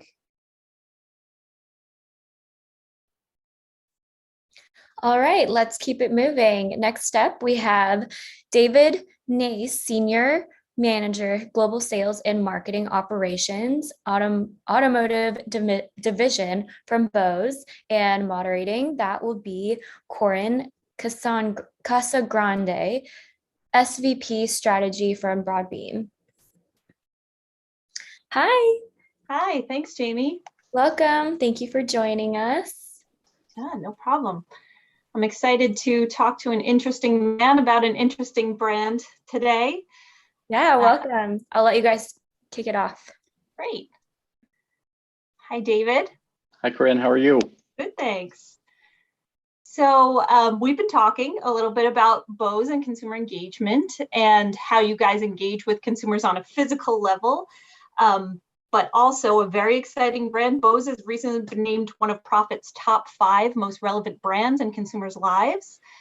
Known for very high quality products and helping people escape into music or other chosen soundscapes, or just block out the din of reality, in my case, but noise canceling. But David, your brand has a very intimate relationship with consumers. Can you give us an intro into how Bose engages with consumers through sound? Absolutely, and I think intimate is a good choice of words. Of course, it's an honor to be on Profit's top 10 list. And among those great brands that we're surrounded by there, the relationship that Bose has with our customers or the consumer population in general is about delivering the sounds that they want to hear when they want to hear them and where they want to hear them. More than 50 years now as an R&D company, because that's really what we are. We're a research company that happens to fund its own growth and next year's research by selling products that consumers love. And so that relationship with our customers is really, really, really important to us. Always trying to anticipate what a consumer might be needing in their lives, but using our past history and research like psychoacoustics to understand those latent needs that consumers might not otherwise express outwardly and deliver products they never imagined could even be possible. David, can you explain psychoacoustics for the audience a little bit? And Not very well. Like maybe nerd out on favorite psychoacoustic fact or product that Bose has created? I will be the first to tell you I am not an engineer, but in layman's terms, because that's how I understand it, psychoacoustics is really a study of understanding how humans hear, how sound is processed as it enters effectively your brain, and how you and the resulting impact that can have. Mm-hmm. And what's one of your favorite historical stories or products that have come out of one of these latent consumer need discoveries? There are so many. I'm wearing one of them. These are our noise canceling headphones called QC35. It's an earlier series. There was a Dr. Bose. He passed away back in 2013, but one of the I think coolest inventions that he and the rest of the company ever made are noise canceling headphones. The story goes, and in fact, we have some video and his handwritten notes from this story. Dr. Bose was flying back from Switzerland with his wife. And that was back in the days in the 80s when audio on airplanes was pretty awful. You had to turn up the volume so loud to hear, the handed out headphones, the free headphones, mm-hmm. that you really couldn't discern anything else. It was headache inducing. There was static from all the things going on around the jet engines and such. And Dr. Bose on that flight home, he was a classically trained musician and loved classical music. Oh. He actually wrote the algorithm for how it was possible to cancel sound with sound. So effectively looking at the sound waves caused by the noise in the airplane and being able to send an opposing signal into the ear cup so that the listener could hear what they wanted to hear versus the ambient noise around them. That's one of the most incredible discoveries I think he and the rest of the folks in engineering at the time made. Can you imagine if I complete a PowerPoint on an airplane? I feel like a hero. Here we are, like revolutionizing the industry just on the way home because I had some time. I just hope to get through my email inbox when I'm flying, let alone discover something that has made a material impact in people's lives like this. That's so great. So I also am delighted when I hear new terms in the industry, and you had a great one I hadn't used before, B2B2C. Can you tell everyone a little bit about your role in the automotive division and B2B2C marketing responsibilities? Absolutely. I've been at Bose about 14 years and have worked across all of our business divisions, including consumer electronics, professional, and automotive. And about 3 years ago, I joined the automotive division and had a great learning experience. It was my first time really in the B2B marketing space. And what I quickly realized was, I'll just give you a quick backstory on this. Our customers for automotive are original equipment manufacturers of automobiles, OEMs for short. We don't sell directly to consumers. There are no aftermarket audio products that you can buy for your automobile. So we sell directly into manufacturers. However, consumers are the people who actually buy the cars. And while there's probably very few people in the world who can tell you what audio system they have in their car, mm-hmm. having a Bose system in your car is one of those exceptions. Most people who have a Bose system in their car know that. Not per se because they shopped for that vehicle because it had a Bose system, but they chose to make the additional investment required to get to the trim level in the vehicle in order to have the Bose system. And so B2B2C is our reflection on the fact that even though our targets generally for our Marcom initiatives are generally our customers at the OEMs, whether it's an engineering manager, a purchasing manager, a brand manager, consumers play a role in the choices that those OEMs make when choosing the audio system to keep in their car. So how do you manage dealing with all these partners, from the OEMs to tech company and integrating in B2B2C? How do you align and stay true to your brand attributes when you have such a well-known and valuable brand that is so recognized and has that pull strategy for the end consumer? How do you protect and promote Bose while also being a great partner to all of these other companies and brands? Well, partnership is really important. I said a moment ago that these OEM brands are our customers. They are also our partners. And one of the things that I think that we do well as a partner, and that each of our OEM customers does well also, is recognize that the primary brand represented in a car is the automaker's brand. Mm-hmm. There's no exceptions to that, really. However, an automaker like General Motors is bringing Bose into their vehicle lineup for a reason. It's brand recognition and credibility, willingness to pay for the consumer standpoint. And so acknowledging the Bose brand is in the vehicle is also important. So it's really about balance. It's really about respecting and understanding each other's brands really well. In fact, there's probably only 20, 25 automakers in the world, so the list isn't big. And Bose tends to focus on those brands with whom we have some synergy between Bose and their vehicle brands. Got it. And how do you focus your marketing efforts when it comes to establishing Bose as, we talked a little bit about thought leadership and how you approach that and think about that's relevant for your partners and the consumers. Can you give me some examples or general approach to thought leadership in branding and marketing for Bose? Absolutely. So the way that we think about thought leadership for Bose is I'm going to state the obvious. We tend to engage there in subjects that we believe we have some expertise in. Thought leadership for us isn't about lead generation, really. With such a small pool of manufacturers in the world, we already know most of the decision makers and influencers within those brands. And so thought leadership to us is about remaining relevant in front of them and sharing where we can, because we have to protect our future IP, of course, but sharing where relevant, how we can participate in and help deliver on future trends that are coming, needs that the automakers have around safety and cybersecurity and things like that. Because believe it or not, an audio system can help with those types of things. Yeah. So focusing on this, the whole ethos of the company, this customer first R&D, it's clear, you really understand what's happening with the consumer when it comes to audio. How does that translate to the car and the car cabin? It's a great question. Our very first product was called the 2201 speaker. That was an invention of Dr. Bose and his early colleagues when he started the company. The 2201 had literally 22 speakers in it. And it was meant to really create a spatial experience in anyone's living room. You would need one in each corner of the room, and you could fill your room like a concert hall.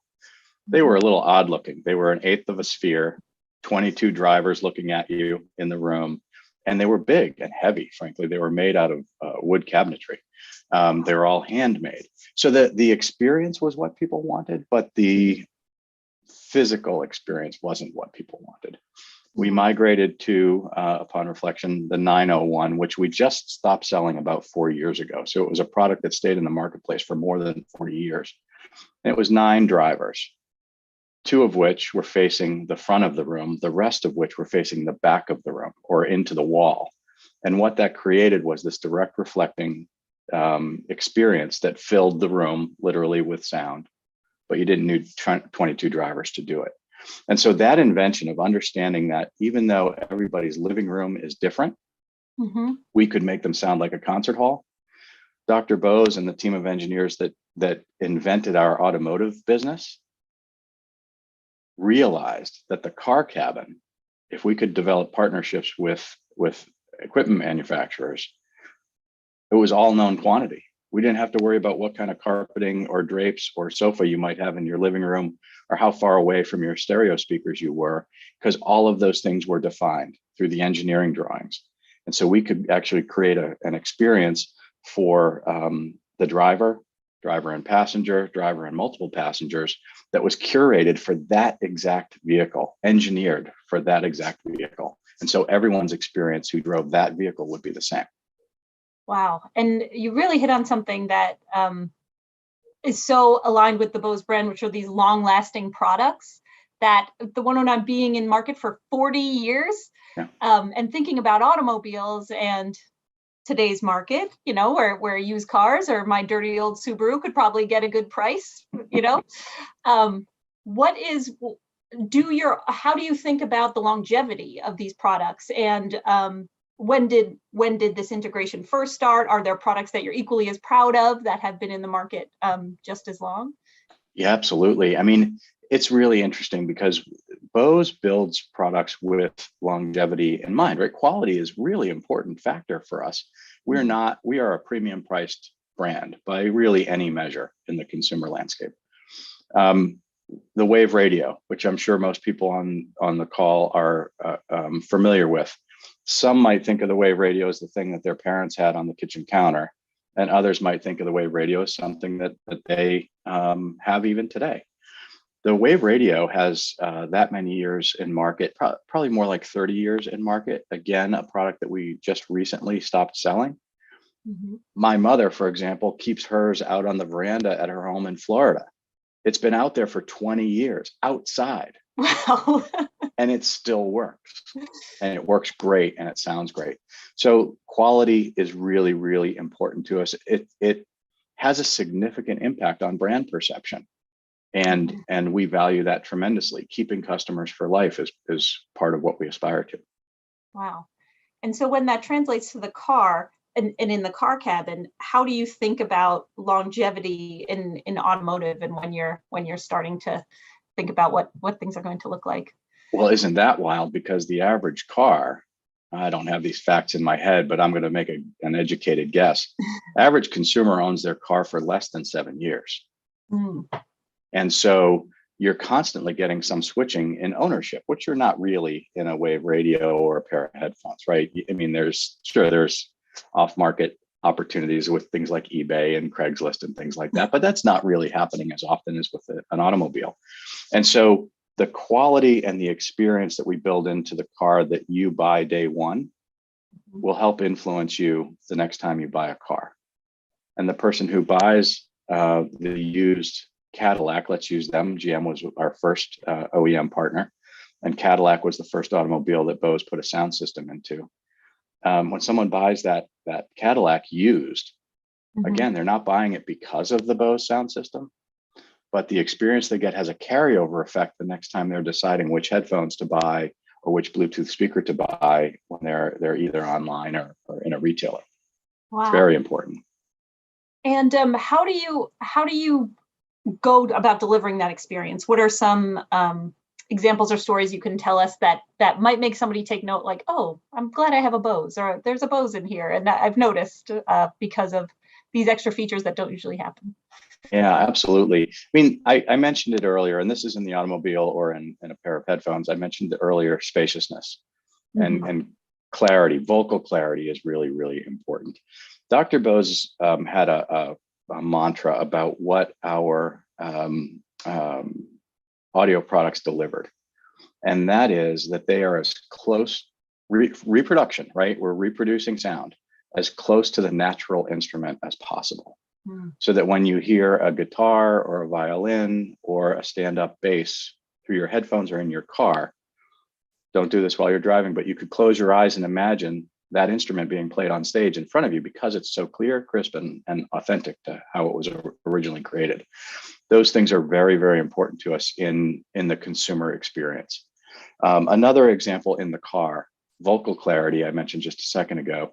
So important when you're driving. If you're on a conference call, which we should try to avoid, certainly don't turn on your screen so you can watch the PowerPoint fly by, but it's important to have a reduced level of cognitive load while you're a driver. You're, after all, supposed to be focusing on what you're doing and what's happening in front of you, behind you, all around you, really.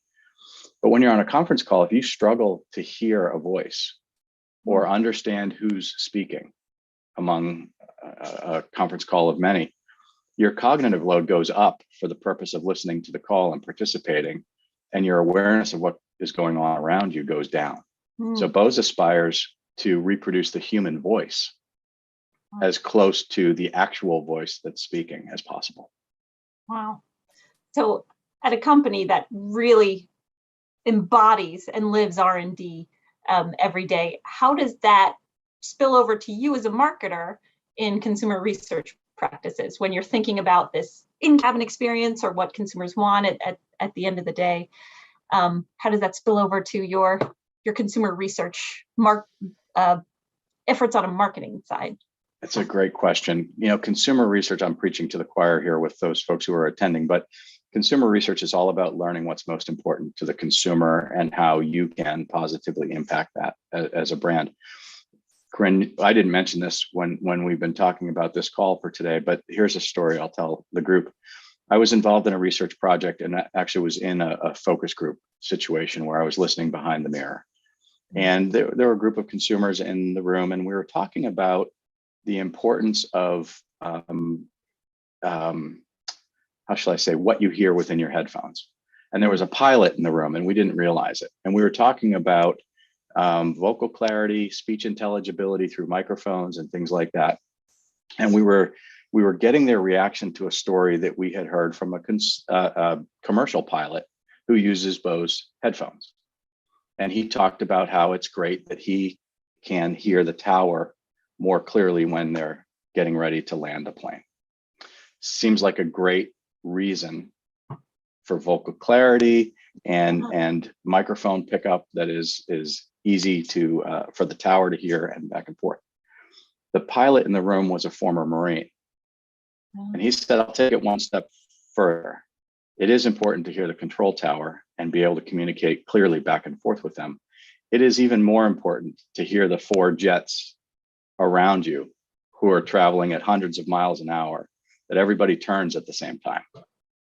Wow. And it was a really powerful moment in that research environment to say, you know, we've been telling this story one way, but that's an even more important reason to talk about vocal clarity and speech intelligibility and such. Wow. And I mean, talk about, there's no other level when you get to safety with engagement and sound. That's so unbelievable. That's exactly right. To track a little bit more toward your question, though, I wanted to share that story because I thought it was really, really powerful. But around research, Bose is very careful that we tie our consumer product focused research with our automotive product focused research. And so I said it in the beginning of the call, the consumer who buys a car is the same consumer who buys our headphones, right? They're shopping for, at some point, the audio experience that they're looking for. And so we have to make sure we understand when an OEM brand furnishes their consumer profiles to us, that we can quickly match them up to our own and look for that sweet spot in terms of the brand that we're talking about going to market together in, and making sure that there's synergy there. And then, of course, when we get to the launch related campaign, Marcom related to the vehicle launch, we make sure we're talking to that crossover, sort of the classic Venn diagram example of where do we match up, and let's talk to those folks. It feels like something that Bose has been doing for so many years that has become popular to talk about in marketing circles, which is customer first. But by that, we mean a little bit more than your CRM system or the follow-up email saying thank you and here's a sticker for your purchase. It's literally, who is this as a human being and how do they engage with all our products across the spectrum, and what do they need that they don't know that they need yet. That's really pretty inspiring. One thing I wanted to follow up on and ask you about was Bose's MIT connection and how you look at that, another aspect of research for the company. Thank you for asking. It's a great sense of pride for all of us. Dr. Bose, again, a real person, an amazing person, actually, graduated from MIT. And he went on to teach there for more than 40 years, actually. And so Bose Corporation has always had a very close relationship with MIT, the university. I shared with you earlier that I actually have had a chance to mentor some of the business incubator students groups on helping them launch their businesses. So great relationship with MIT already. But before he passed, Dr. Bose did something really extraordinary. He donated the majority of non-voting shares of Bose Corporation to MIT. So MIT is actually our parent company, if you will, or owner. It's an extraordinary relationship. MIT takes no interest in how we operate the business. In fact, they don't have a say in how we operate the business, but they reap the benefits of our performance on an annual basis through a basically dividend approach. And that dividend is reinvested back into the university, either through scholarship programs, funding those business incubators, stipends for staff who are in deep research projects, things like that. And it's a really reciprocal relationship. One, we're never going to be a public company. Being a private company and self-funded company has been the cornerstone of Bose since the beginning. Nobody tells us what to invest our R&D dollars in, or what products to bring to market, or any of that stuff. And that's really important. Remember, we're a research company. We fund our research by selling products, but all of that profit goes back into research the following year. And so one of the cool parts about our relationship with MIT is we get access to some of the most brilliant minds in the world. Students want to come to work at Bose because they understand the legacy and the relationship, and they understand the importance of continuing that relationship. And so you might come in as a co-op or an intern as an MIT student. Those folks tend to stay after they graduate, or are invited back because of their contributions to the company. It's a very cool relationship and pretty unique. Yeah. So you have a founder with incredible foresight that takes the long view, but it seems like everyone at Bose is playing a very long game too. There's always a lot of looking, it's not the next 12-month plan. It's what do consumers want now, 12 months from now, and in the future. How has that affected you as a marketer, and particularly in automotive, when nothing's really that quick, or things don't, it's not a beta overnight kind of category. How does taking a long view of Bose and these longer sales cycle affect your role? It's a great question. Our sales cycles can be up to 2 years. It might be 2 more years in engineering development before the car actually hits the market. And so you've got this 1 to 5 year window where you're not really talking about what's going in the next vehicle lineup. You have to be prepared for that, because you want to obviously stay on trend as much as you can in terms of being in front of the consumer and our customers with what we're developing and sort of how we're impacting the world of audio, to kind of encapsulate everything. You also have to be very patient, right? Those are long cycles, and any brand involved in the automotive space or in most manufacturing spaces would realize that same type of cycle. And so research that we do today, for example, with the consumer, may or may not still be relevant in 2 to 4 years when we go to market with what we researched. And so there's risk to that, of course, and you have to mitigate the risk by just staying on top of it. Continuous cycles of consumer research, staying close to them, making sure we understand and we share with our partners what we understand about the consumer's needs is very, very important. Right, and it doesn't mean there's not space for pivot. You taught me what an amplifier was, and gave me an example of a product tweak there as well. Yeah, for the group, my definition of what an amplifier does is it makes things sound louder. It powers the speakers, right? But the story that Corinne is referencing is in the automotive world, probably 6 or 7 years ago. Particularly, it started in Europe and then has migrated to the United States.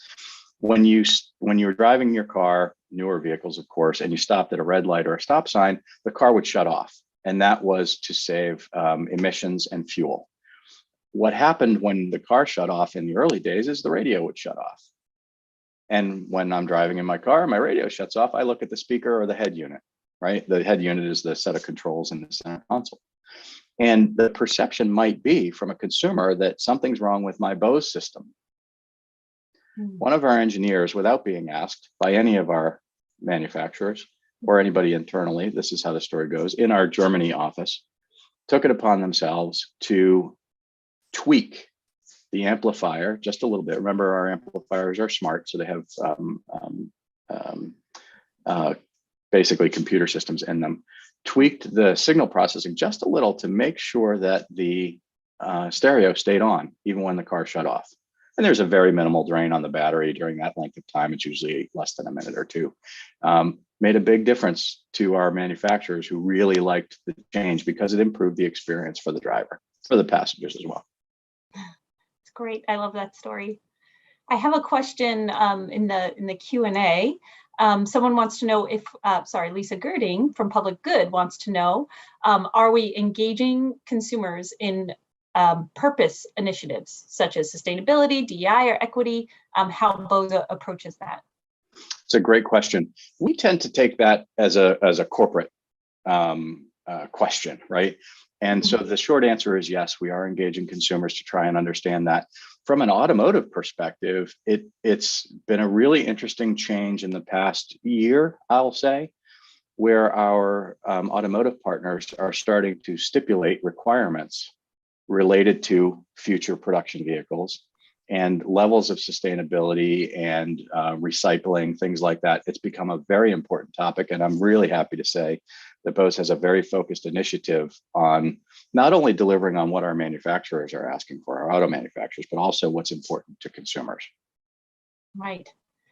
We talked a little bit about how what's important to consumers, especially in the cabin, has changed, and how things have changed because now it's a touch screen and everything's controlled from the center console. Are there other examples of different consumer experiences in cabin that have changing or have changed over the past 5 years that you're tracking and adapting to? Absolutely. Safety is probably the most important one. So anybody who drives nowadays in a relatively recent vehicle is familiar with the warning sounds that they get when something is happening in front of them. One of our family cars is a Subaru, and it has got cameras everywhere, right? It gets to the point where you're like, I know I'm not in the lane. I understand. I forgot to put my directional on. But at any rate, safety systems are critically important. What tends to happen is any warning comes from the center stack where the driver is looking, the speedometer, et cetera. That's where the sound comes from. But if something's happening behind you that you're getting a warning from, and you hear it in front of you, it takes a split second to process that. A split second longer. Exactly. A split second longer as a consumer to process that. Imagine if instead the warning came from the rear channel speaker on the right side of the vehicle where the issue was happening. You're backing out of a parking space in a parking lot and you get a warning that someone's behind you from there. It's a much easier or lower level of cognitive load for you to process that than it is if it were coming from in front of you. So that's one example. Another example, and we're starting to see this in some vehicles already, but imagine if the driver were on a phone call and the passenger could continue listening to music and not hear that phone call. And conversely, the person on the far end of the phone call who's talking to the driver can't hear the music. Those are the types of experiences that we're talking about that can really materially change what happens in a car and really materially change the experience for those who are in the cabin. Absolutely. I wouldn't even think it was possible. Talk about a unmet need or an unspoken need for consumers. So we've talked a lot about Bose. It's obviously an incredible company, and you think so too, because you've been there for 14 years in different roles. But can you tell us a little bit about your career, how you got to Bose, and in Bose, how you moved over to automotive? Absolutely. Most of my career, I'll be the first to admit, and I've been told plenty of times by my creative colleagues, I am not a creative person. My marketing career has been focused on identifying sort of that really translating between objectives within a corporation or a division and how you can translate that into marketing communications that will help deliver on those objectives. So I am I think these are all D's. The details person in the marketing organization who can identify sort of timing and budget required, really the brief. I'm sort of a marketing generalist, if you will. My career has been broad and not particularly deep in any area, but that has served me really, really well at Bose. I started my career here a long time ago in our internal advertising agency as a program manager with all internal clients, but working with them on project managing their creative requirements of the internal agency. Switched to a more strategic role within that same group, managing the entire account services team. So having both the combination of strategy and brand management, and then project execution as well. Then I moved into a purely brand management role in around 2015, and worked across the organization actually to help to translate what it meant to deliver on the Bose brand promise, whether you were sitting in sales or marketing or engineering or finance, or you were in somewhere within the corporate infrastructure. You were the person who made sure the meeting rooms were set up on time, those types of things. So really about brand deployment across the organization. And part of that, and I'll try to wrap up my history of Bose, part of that engagement, I worked within the automotive division on a brand valuation project, trying to determine how we fit in with our competitors in the automotive space particularly, and being able to communicate the value of the Bose brand compared to some of our competitors to an automotive OEM to help influence the purchasing decision.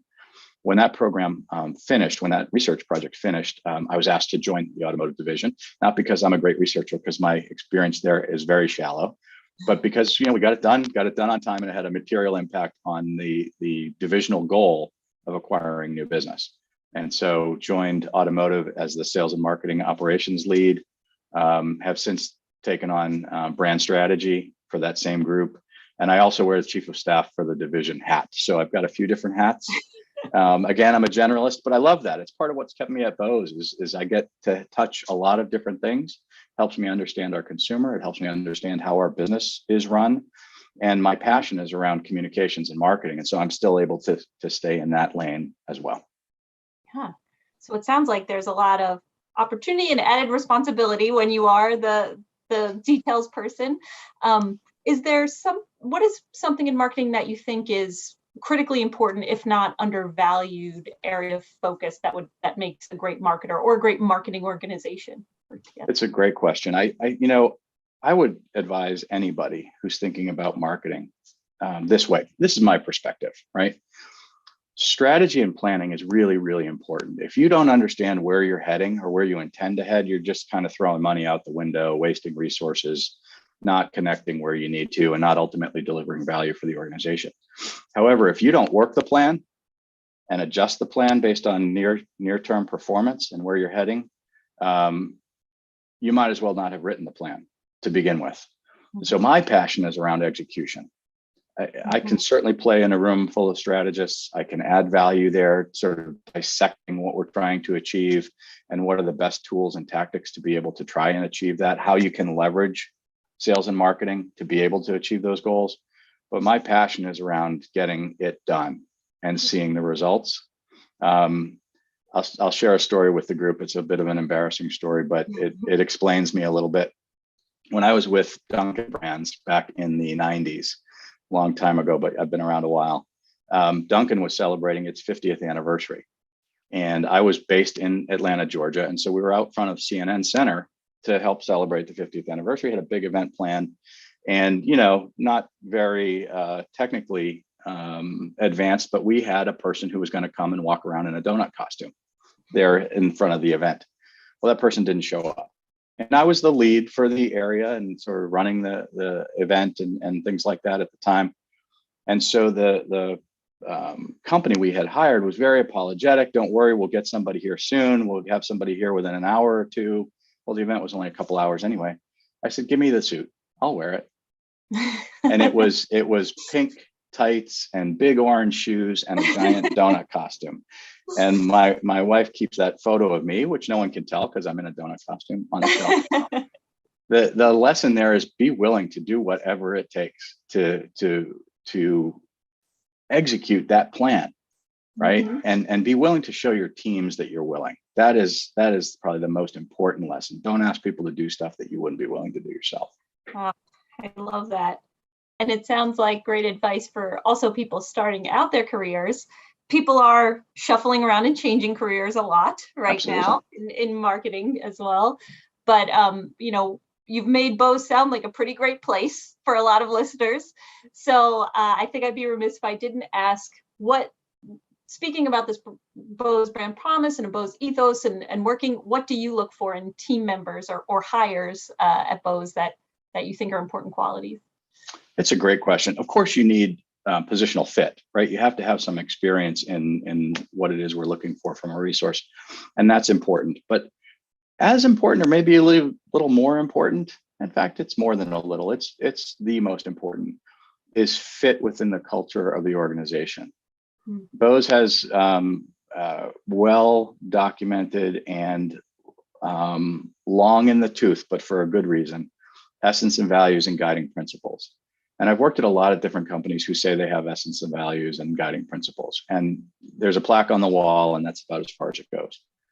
With Bose, you're held accountable to those. It's in our quarterly, half-year, and annual performance reviews, how I perform against those essence and values. My peer reviews are based on that as much as they are on my individual performance. So fit within the organization is really, really important. Understanding our long run point of view, not being in a hurry for achievement. Personal achievement has to be put on the back burner. It's really about producing achievement for the company and thereby for the consumer. Passion for what you do, and then sharing your expertise within the company, because that's why we're hiring you. It's not because we want you to become a Bose robot. There's really no such thing here. It's about the individual, the diversity that they can bring in both experience and thinking to the organization to help make us better. Yeah, well, that's great. That's really helpful for anybody who's maybe as intrigued as I am about learning more about this company, because it's really an incredible story. It's an incredible founder, and it's really great stuff that you guys are doing. David, you've made me want to realize, first of all, that the cabin of my car can be a haven, and then to escape to it, maybe take a sound bath. I don't know, is that in the works? I can't say, that's advanced R&D. But I really love thinking about how many marketing strategy plans I've seen that say, we're going to take the surround sound approach. It's just jargon. But thank you for raising the bar on that and making it a real thing, and inspiring us to work the plan and helping understanding what it really means to be customer first. Is there anything else about either advice or something you're excited about in marketing going forward that we want to just kind of end on, something you're pretty excited about for 2022 and looking forward the year?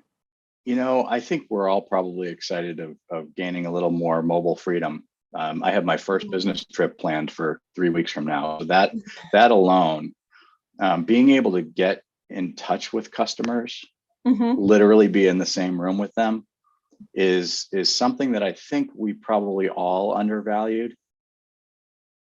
Yeah. But I'm excited about being back. I had a breakfast meeting with a colleague of mine, and we've been working together for a couple of years.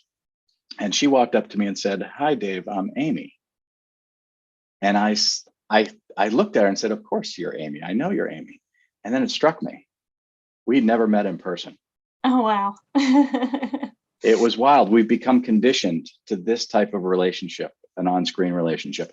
And it's not all bad, right? We've all been very, very productive, even with that sort of constraint on us. But really being able to get in the same room with the customer and in translation with the consumer, I'm really, really looking forward to that. Yeah, absolutely. Thank you so much, David. I think that we are at time, right, Jamie? Yes, thank you to both. This was so fascinating. We hope to have you back on our stage again, and hopefully in person, of course. But anyways, have a great rest of your day, and hope to see you soon. Thank you, Corinne. Thanks. Thank you, everybody, for listening. Thanks, David. Thanks, Jamie. Bye. Bye-bye. All right, up next, we have another pre-recorded session, and this will be brought to you by Nina Alexander Hurst, Director of Marketing and Communications from Waldorf Astoria, Maldives, Ithafushi, and moderated by Matt Kilmartin, co-founder and CEO of Habu.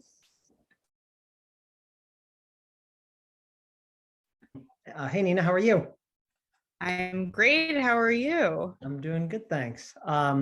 So I thought maybe we just start with some high-level introductions, and then we can jump into it. So Nina, do you want to go first, and then I'll introduce myself? Sure. Hi, everyone. My name is Nina Alexander Hurst. I am very excited to be back on the virtual stage with Brand Innovators, previous 40 Under 40 award winner, and a strong supporter of Brand Innovators. I really miss the in-person events in New York City. Hard to do them from the Maldives, but I'll be back.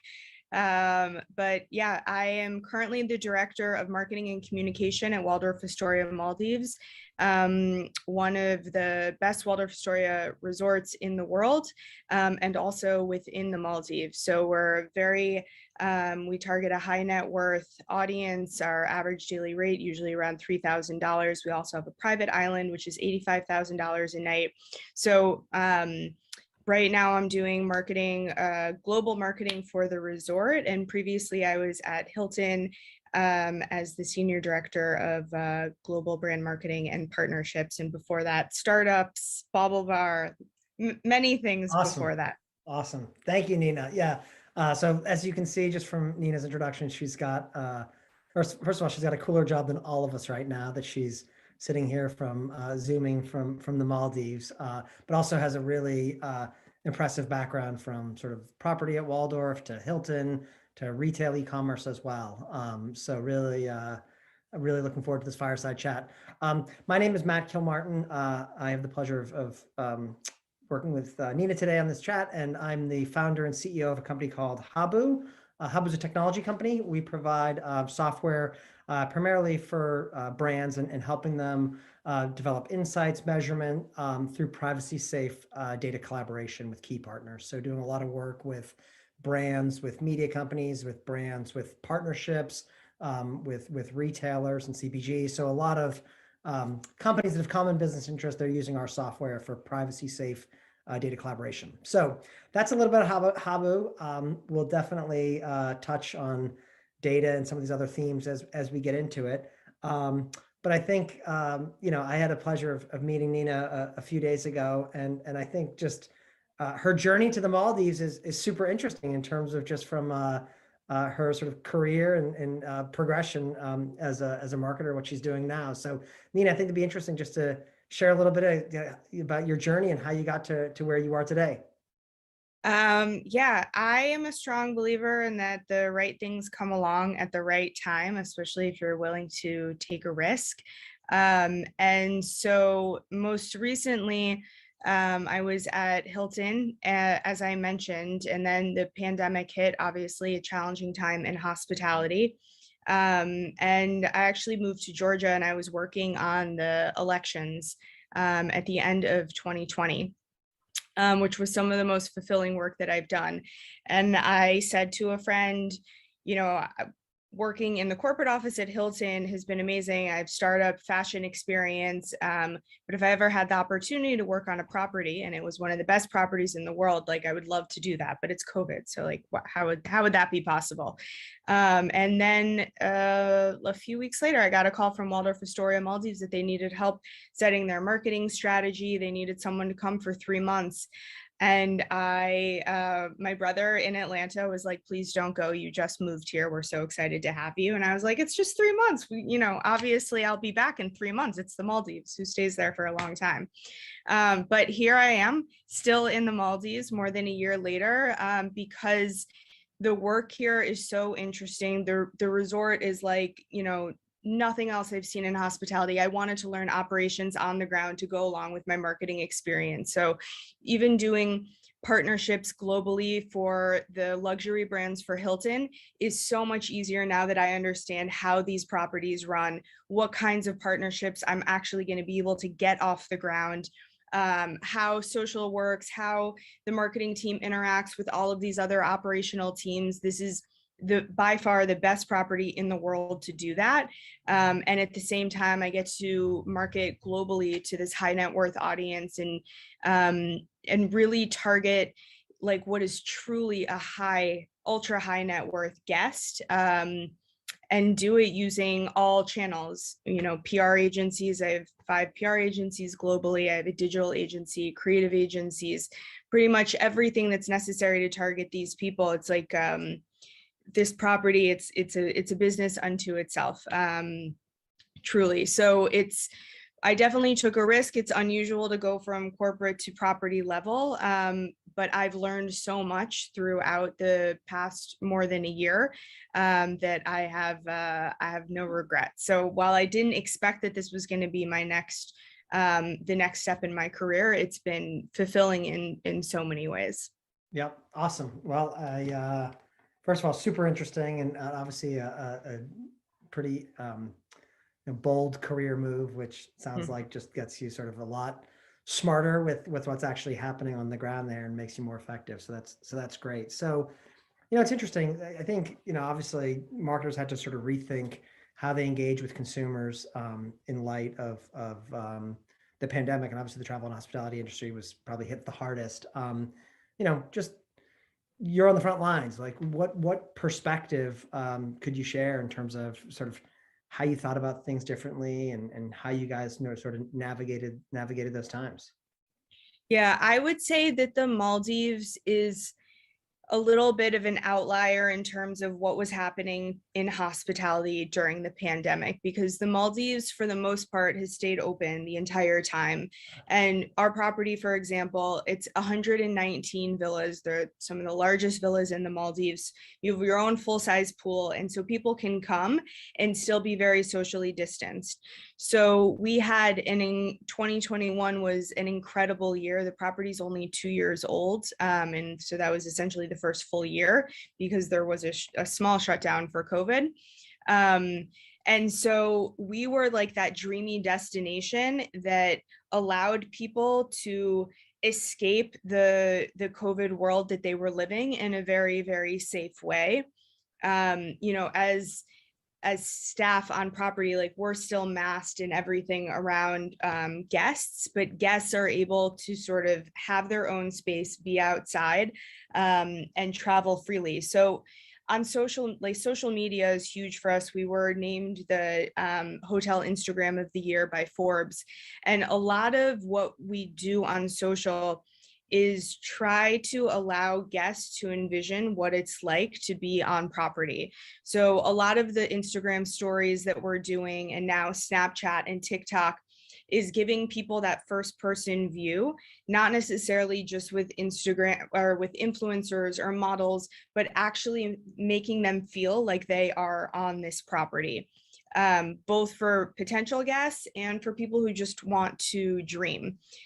So for us, it's been doing more and more and more this year, and really thinking about where our guests are on social, because in the Middle East, it's still very much Snapchat, whereas in the US, it's not as much Snapchat. We can see that based on all of our guests who are coming. So, Snapchat is now live and running for us. We're running TikTok ads, testing YouTube ads. So this year has allowed us, because we've had a good year, we've also been able to experiment more and innovate and try new things, and see what works and see what's not working and scrap it and just keep trying. That's so awesome. We're lucky that we also have a very supportive team that's all about innovation, and we all want to succeed. Yeah, that's great. And super congrats on the recognition by Forbes on Instagram. If you guys haven't checked out the property, I Googled it after Nina and I spoke, and the pictures are definitely amazing for sure. So could you talk a little bit about, what's interesting, like, you obviously, for the price points you shared with us in terms of how much it costs to stay just at the core hotel, I think you said a few $1,000s a night or something like that. Obviously that's your target audience isn't the masses per se. So how have you found it sort of being effective to engage with that sort of luxury audience in a sort of appropriate way, if you will? There's a few different ways that we find to be most successful. One is public relations. and having PR agencies globally. So I have a PR agency in New York, in London, in Dubai, in Russia. We also have an agency in China. And what we're able to do by having these agencies all over is target not only like mainstream media, but the niche media for these high net worth individuals, whether it's business press or some of these magazines that are distributed on private jets. We're really able to, it's difficult to know which are the publications all over the world that these high net worth audiences are reading. And so having experts within each region is really important. And then knowing which of these journalists to bring to property to give them the experience. Also, partnerships is another way that we're really targeting that audience. So for example, we're working on a partnership with an Emirati designer. And by working with an Emirati designer who's well known within like the very influential high net worth audience in the Middle East, we know that when we launch this partnership with her, and it's a very specific product, that it will really make a difference in that market, but other markets may not care about it. Like the United States, media may never pick up this partnership, but it doesn't matter. That's not our goal. Our goal is very much to target this one specific audience. And so as opposed to trying to pick brands that are going to resonate globally, which we do for some partnerships, where we just announced that Zuma is opening on our property. So Zuma Maldives, it's their first restaurant in the region. So we also do things like that. But in terms of, sometimes partnering for PR purposes, we go at a regional level and we can do things much faster. That's awesome. And then also working with like yacht companies, other areas where we know our customer is, private jet companies, and really trying to figure out how to tap into that same base. Yep. Awesome. Well, I know one of the things you did at Hilton and shared with me was around a partnership with Aston Martin. So clearly you've have some experience around doing these partnerships. Could you talk a little bit more specifically? I don't know if it's about the Hilton Aston Martin one or some of the local ones you're doing there, but when you say partnership, what exactly does that mean, and how are you sort of partnering with some of these companies that are sort of similarly targeting the same type of person? It really differs based on the partnership. And I think that's the magic of partnerships, is finding how two brands can find that middle ground to make something work that's going to be really impactful on both sides. So for Aston Martin and Waldorf Astoria globally, we were targeting the same customer. We each wanted to reach each other's audiences. For Waldorf Astoria, we were able to activate at some of the most well-known car races and events in the world. So we did glamping at the 24 Hours of Le Mans and turned all of the tents in Aston Martin's space into Waldorf Astoria tents with bedding and robes and all of the bath products. So they had this very, very elevated experience while they were literally, you hear the racetrack going all night. So we were also able to bring Aston Martin to our properties to give guests these once in a lifetime driving experiences.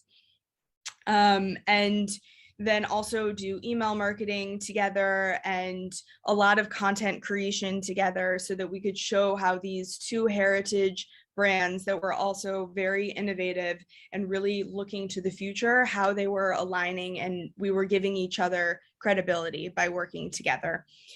So something like that is really important, at events to target the guests who are there, but also always thinking about how you're amplifying for the people who are not at these events so that you're making the most of these partnership budgets. Yeah. In the case of something like this Emirati designer that I've referenced, that is very specifically creating a bag based on her designs that we know are going to resonate within that market. We're going to be doing a lot of social media around it, how that bag was created, bringing her to property to get influence, and to really, like, one of the designs is fully based on what you see on property. It's just stunning. And it's like her interpretation of the property. on these bags that we'll be using for Ithafushi, the private island. And so we'll be doing a full PR press, we'll be doing gifting around it and making sure that people are talking about this, but that it's also something that people are wanting to have, that it's very coveted. You know, for the launch of Zuma, we're going to be working with a private jet company in order to fly people over to have this once in a lifetime Zuma experience. But I can't talk more about that one yet because it hasn't launched yet. Good. Yeah, no. But yeah, it's all very different depending on who the partner is. But like I said, the most challenging part is finding another company where it makes sense to work together and then figuring out exactly how you're going to structure it so that the ROI is there, because it takes so much work to get these partnerships off the ground. And I think a lot of people mistakenly believe that partnerships is very easy and they're very quick to make happen. But it can, even the smallest partnerships can be lengthy conversations and contracts and all of these things that go along with it to make it work. But at the end of the day, it comes down to, like, do these two brands and the people who work for these brands really want to work together? Yep. And if they enjoy working together, that's when the contract, like the second you have to start pointing to the contract, there's usually like some of that magic has been lost. But if the brands want to work together and they're excited about what they're going to create together, it just goes above and beyond what anyone can ever imagine as they're sitting around the boardroom table or in a Zoom discussion. Yeah, no, that's awesome. It's great to hear specific examples just from sort of having been on the front lines of doing some super innovative partnerships. Is it, you mentioned contracts a couple of times. Is that, like you said, it takes a long time, it's complicated. Like what are some of the, like, what are the main barriers, I guess, to some of those things? Is it really I think the main barriers are usually thinking about the KPIs.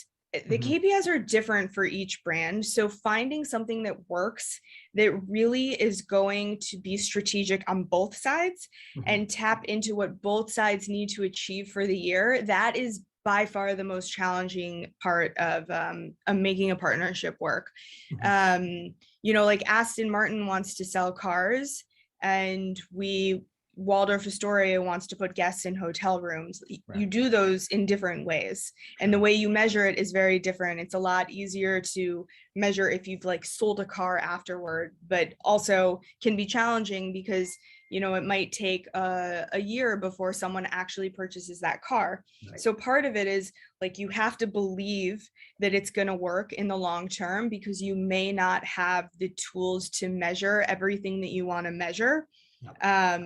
And so having like all of the leadership at both companies aligned with the partnership is one of the things that will make it successful or not. Because the second that there's doubt in whether a partnership is going to be effective, you no longer have everyone going all in and putting, you know, all of their effort. But it can be very difficult in some regards, especially for when these brands want to align with each other, to truly find the way to measure it beyond, you know, the impressions, and like that's all very important. But some of like the magic of a partnership you actually can't measure as effectively unless it's like a massive partnership.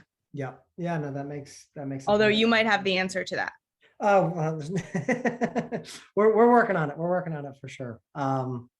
That's great. So switching gears a little bit, you talked about sort of KPIs and measurement and whatnot, and clearly you're doing a lot of, as you mentioned, trying to sort of help people envision the experience through digital channels. So when you think about like your advertising efforts per se, like how are you thinking about measurement these days? And I guess, you know, what are some of the key KPIs, and how are you sort of tracking towards those?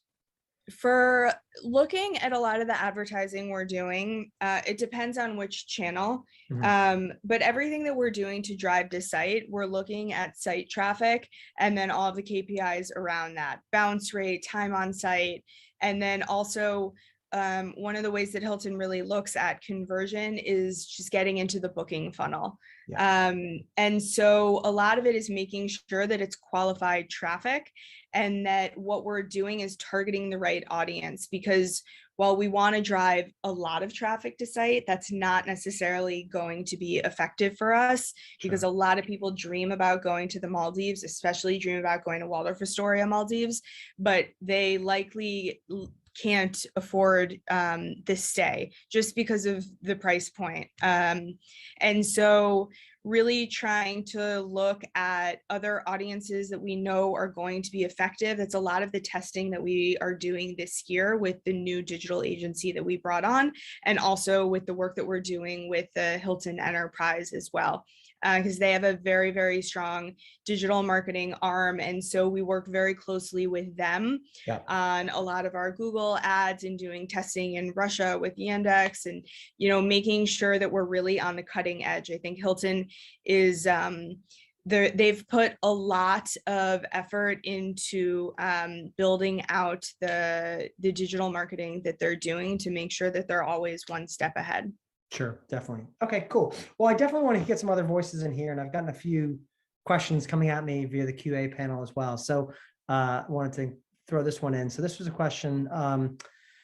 It says, Nina, you've spent 6 years at Bobble Bar. What did you learn from that experience in there that you are able to apply to your current role?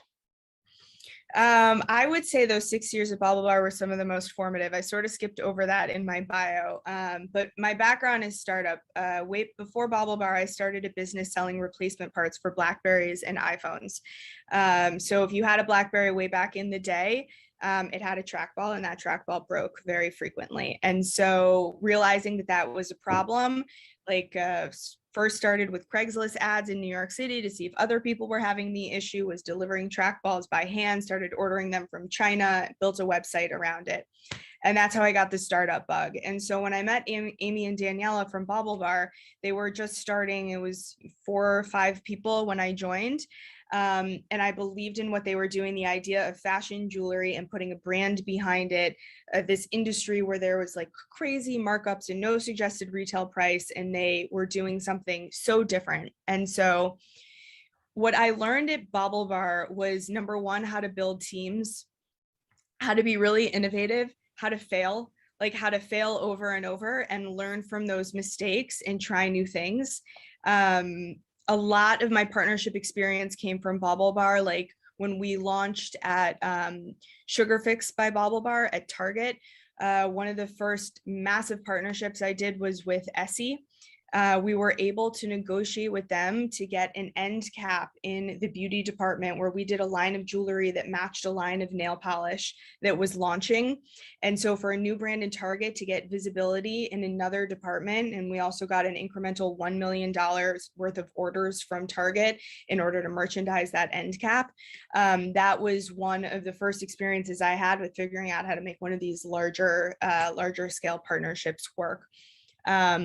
But I think even a lot of the social work that I'm doing today is based in influencer. I was able to scale the influencer program at Bobble Bar, and I've taken a lot of what I learned there and applied it to both the work at Hilton and how we use influencers for the partnerships that we were doing there, and also on property now. I think that working at a startup is one of the fastest ways to just learn, because you don't have the infrastructure. So you want your numbers, like you figure out how to get your numbers, because you don't have a full data team sitting next to you that's going to work on it and like hand you buttoned up reports.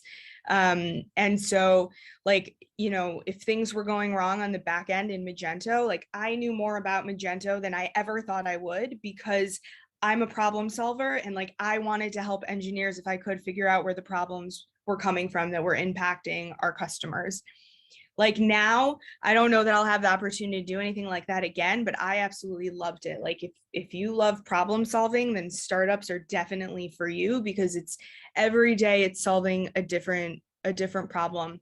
And I actually think that working on property is a lot like working at a startup, because everyone is very, very scrappy. You have the resources of like Hilton Corporate, for example, but you also have to figure out how to do things on your own, whether it's, RFP for new PR agencies in China, or finding a new digital agency that can literally sit anywhere in the world, but figuring out which is going to be the most effective digital agency. I think that my startup background sort of set me up for success here in the Maldives, because there's no challenge that crosses my plate and I'm like, ooh, I don't know how to tackle it. It's like, okay, maybe I don't know, but I know I can figure it out. Yeah. Awesome. That's a great answer. Speaking of figure it out, I think one of the themes that a lot of marketers are, at least we're hearing, they're struggling with right now is sort of the balance between sort of privacy and personalization, right? In terms of, we've all been chased around the internet by those retargeting ads before, but we also know sort of as marketers, there's value in sort of personalized advertising done the right way. And so, the target consumer, even at Hilton and now at Waldorf Astoria, that you're going after is a pretty high-end customer. And so you obviously want to sort of provide personalized experiences, but you also don't want to sort of track or target people too much. So how do you think about sort of balancing those two things? We definitely do retargeting, but a lot of it is also like within the rules and regulations that Hilton sets as well. So we're fairly careful about that. I think the good thing about a property like ours is that, like, if it follows you around the internet, it's just something very beautiful following you around the internet. Like, you don't feel bad about the fact that you were searching for something that, like, you don't want anyone to know you were searching for. It's just beautiful photos of the Maldives just popping up wherever you are. That's funny. That's great. Cool. Okay. Super helpful. So we've talked a lot about partnerships. We've talked about some of the advertising work you're doing as well. Curious, like, everyone's sort of starting to figure out TikTok a little bit, trying to figure out what they should be doing there. And it sounds like you guys are obviously, with your work with Instagram, sounds like you're sort of up and running with Snap as well and doing some stuff with TikTok. So how have you found it to be, how have you found it, I guess, what have you learned from those experiences, and how have you found it to be sort of collaborating with those sort of emerging platforms, if you will?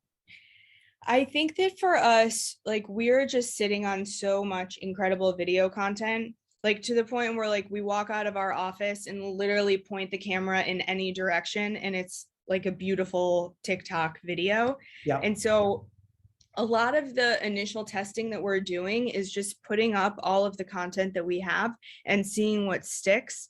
And our agency is also helping with that as well, to help us work on the advertising strategy behind it. Yeah. And the same with Snapchat.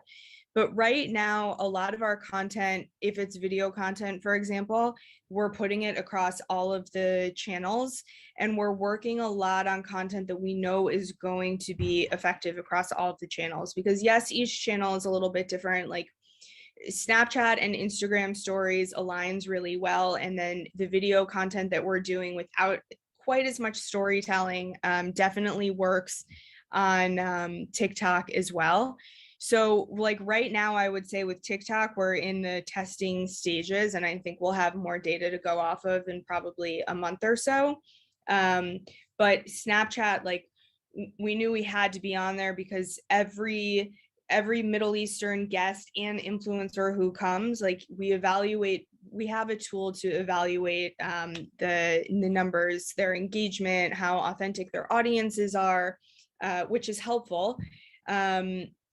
But originally, when I started, like, we were really focused on Instagram, whereas some of these people have, like, very strong followings on Snapchat or YouTube or elsewhere. And we were so focused on Instagram and, like, having the perfect Instagram that we were missing out on some of this other content. So actually, I think one of the big shifts for us, even just not to answer your question, but just as one of the ways we're thinking about content in social in general, is this idea of influencers who are influential and influencers who are content creators. And so now I really try to look at it through that lens, because when we were just looking at it through the data, we weren't necessarily going to be making the best decisions. Like everyone knows marketing is an art and a science. And so when you just look at the numbers, sometimes you're steered in the wrong direction, because we need a very specific type of content for our own channels. And not all of our influencers can necessarily provide that, but we're bringing influencers from very specific developing markets that we have, because we know that they're going to target that market for us. But the type of content that they put out there, whether it's a long form YouTube video or it's, you know, Snapchat where they're like talking at the camera the whole time, it may not work for us. We may never use that content. Likely we won't, but we know that it's having influence on their audience.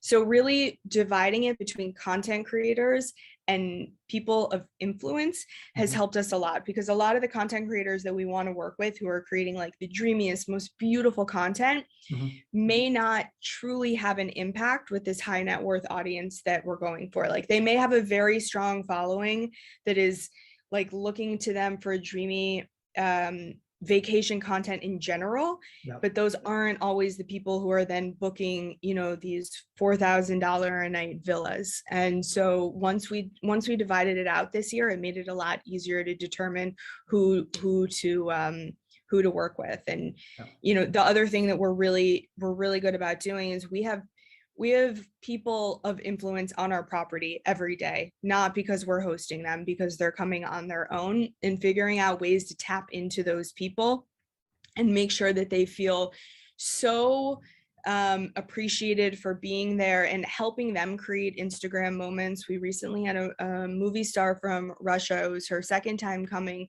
and she was posting and taking these beautiful, like stunning photos. And so like we just help to make that possible for her. Like everyone thinks that we're paying her to come, but we're definitely not. We don't do that. We're just giving her the tools to create the content that she genuinely loves creating. And so I think that like that is where my startup background comes in handy. It's like, how can you be really scrappy? Like, you know, we don't have the budget to pay everyone to come or anyone to come. I don't think it's the best use of our budget. But if we have these people coming, how can we make sure that they're talking about us and that they're tagging us, and that they are like genuinely like advocates for our property because of their experience and not because of a contract that we have in place with them. Yeah, no, that's awesome, for sure. One thing we haven't really talked about too much, I feel like we've talked about content, I feel like we've talked about advertising, we've talked about data, we've talked about partnerships. I feel like we haven't talked about loyalty too much, right? And obviously like Hilton Honors is sort of, you know, the gold standard for loyalty, and obviously Waldorf's a brand within that portfolio. And so whether it's specifically with the Maldives property you're currently at, or with your when you were at Hilton in the US here in corporate, could you talk just a little bit about loyalty and sort of consumer engagement and how that's changing, and some of the things that you guys are focused on right now? Yeah, the Hilton Honors audience is so strong and so loyal, and I think that program it's incredible. The way that guests interact with that program and collect all of these points and dream about which destination they're going to go to, like I'm impressed every day by the Hilton Honors, by that loyalty marketing team. And I think the way that it comes to life on our property is really interesting, because our property is definitely one of the top destinations that people want to redeem their points. And to be able to come to property and use points and have this experience is like, it's like once you come and you experience, you'll understand. It's like if might be the question. Yeah, like hopefully you can, because it's this amazing destination. And I think that like it helps all of the Hilton Honors guests dream about the experience that they can have, like what these points can actually bring to them. And whether it's something that they could afford on their own or not doesn't really matter, because once you arrive on property, like that's it, you're our guest and you will have the most incredible experience. And we certainly do extra things for Hilton Honors guests on property, whether it's the Diamond Happy Hour, making sure that they feel like they are so appreciated and loved for the loyalty that they are that they're providing. But I think that the Hilton Honors program is like very, very innovative and really just really smart about how they've structured it. And they're thinking about new things every day to keep the guests loyal. I just saw, I believe it was in EMEA that they just, or might have launched globally, but launching, what did they call it? Waitographers, I believe they called it. I could be getting this wrong. I just read the article, but they are training servers and how to do professional photography. So like while you're on these properties, you can have like professional photos taken. Like at our property, we have professional photographers, but I think that's not necessarily the norm. So the idea that they're like even just thinking about how to keep people loyal by training, you know, servers and bartenders with professional photographers on how to do this so that when guests want these photos, it's like going to be, you know, the most amazing photo. Very, very smart. Yep. Google it if you haven't seen it. Like big props No, to Hilton for this one. I'll check it out. Yeah, no, one of the things that we talked about is just, I mean, listen, Hilton Honors has been gold standard for a long time with loyalty. And I think some of the things that you've talked about today, it's very clear about how you're sort of merging the digital world with the physical world and experience. So curious, just, you know, from a digital perspective, and obviously, you know, Hilton is investing in a lot of first party data to, you know, help with, you know, consumer engagement, personalization.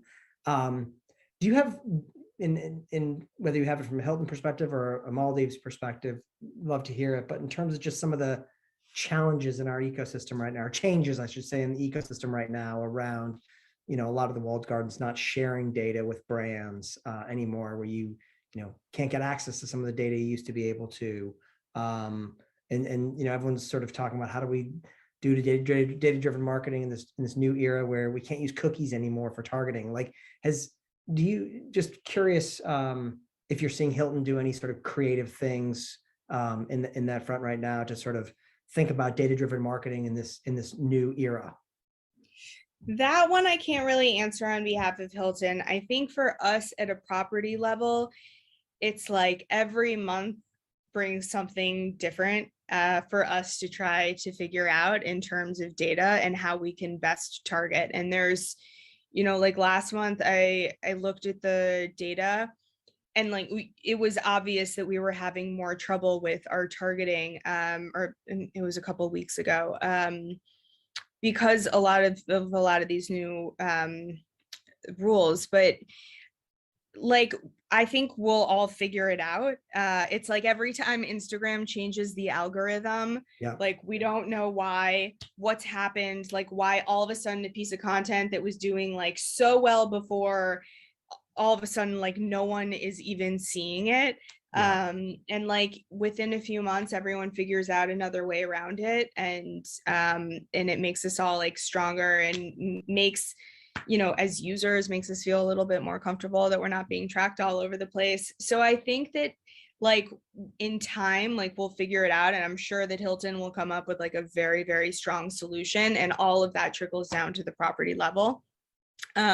So I don't have an exact answer for that one. I think, but I wish I did. In terms of just, you know, some of the themes you talked about in terms of testing and innovating and staying scrappy, I think are all relevant themes in terms of adapting to times of change.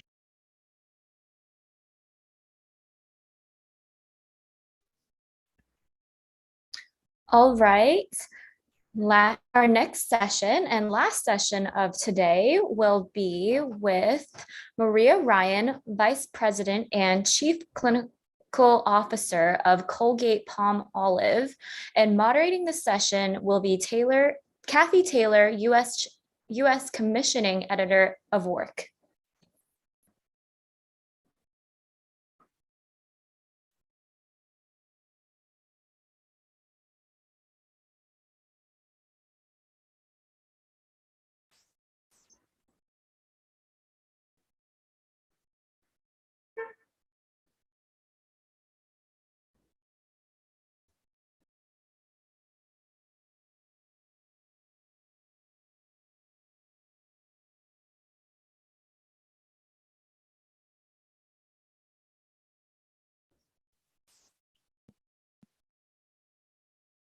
Hi there.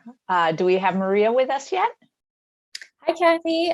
No, I think we're still waiting on her for a little bit. Okay.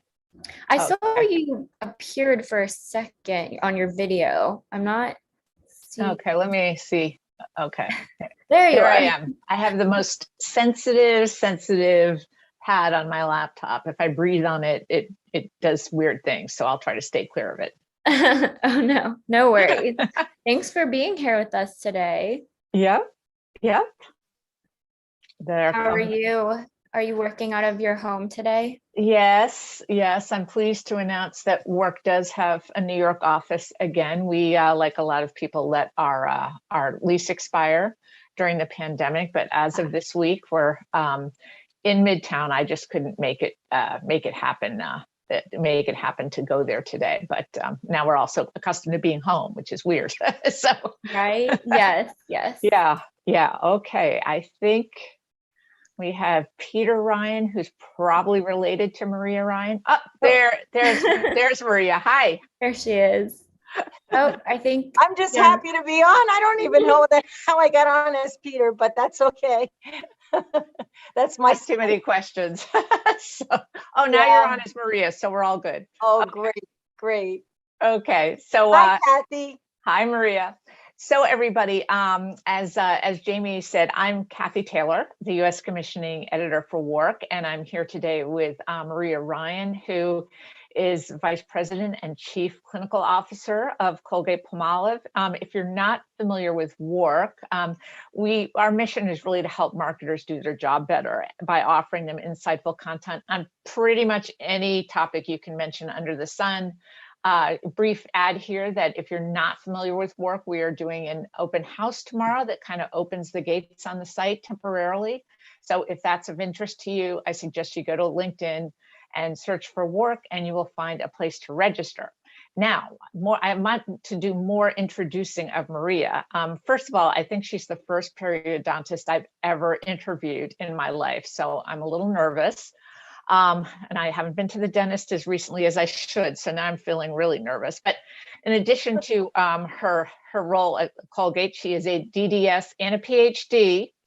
And she also was the professor and chair of the Department of Oral Biology and Pathology at Stony Brook, and a past president of the American Association for Dental Research.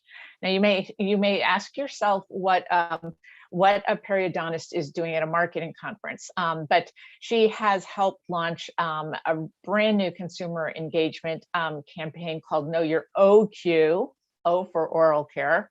That Colgate launched just last month, and it really is to address the global health crisis of people not taking proper care of their teeth, gums, and mouth when it starts all these diseases if you don't do that. So now that I've caused you guys to make sure you brush your teeth after this, we're going to get going. So first of all, Maria, just tell us kind of the overview of the health issue, and then how this kind of turned into something that was worth focusing a lot of time, effort, and I'm sure money on a big educational campaign that would help combat, this health issue. Sure, Kathy. Actually, this all started for me with Know Your OQ, your oral health quotient, with a fireside chat. It's very similar to what we're having here today. I was invited by Research America to talk at their National Health Research Forum with Rob Califf, who just became our FDA commissioner. And he's a very well-known cardiologist who was talking about, the importance of good oral health for his patients with cardiovascular disease, and a study that Colgate and Verily are conducting together to look at the impact of managing oral health, periodontal disease, in people with diabetes and or cardiovascular disease. And the moderator, like you, was a reporter named Frank Sesno. And as we were talking about all of this and talking about 50% of people throughout the world have some form of oral disease, whether it's cavities or gum disease, periodontal disease, he looked at us and he's like, "You're talking about it like it's nothing. That's a lot of people." And, how come when I go to the physician, nobody mentions it to me? And how come so many people aren't aware of it? And so one of the things I said to him, it's not sexy like whitening. Gum disease is not something that people really gravitate towards hearing about, but it is really, really important because it's infection and inflammation in your mouth that, since your head is connected to your body, can affect your whole body, increasing your risk for cardiovascular disease and stroke, for diabetes, making it more difficult to control your diabetes, making it more likely for you to get respiratory diseases like pneumonia, etc. So I went back to Colgate and met with our marketing team and met with our corporate communications team. And, as a leader in oral care, Colgate is in, 60% of all homes. Yeah. We felt that, it was a responsibility for us to really take this on and to address the problems we see with oral health literacy worldwide, that there's just this lack of knowledge about all the things we're talking about here. And so we launched this comprehensive educational campaign called Know Your OQ, your oral health quotient, just like people know their IQ or their EQ, to know their cognitive and emotional intelligence. We thought it would be great for people to know their OQ, and it has resonated. People are very interested in it. Well, it's kind of funny because I think we've all gone through our lives getting educated that we should brush our teeth twice a day, but with not really connecting why on a deeper level. It's like, oh, you don't want to get cavities, right? That's pretty much the surface where we're playing here. So why are kind of the deeper, bigger diseases like heart disease not even associated with this? Yeah, with this education that we've received all these years. Yeah, I just think, it's something we haven't been good about sharing on a broader basis.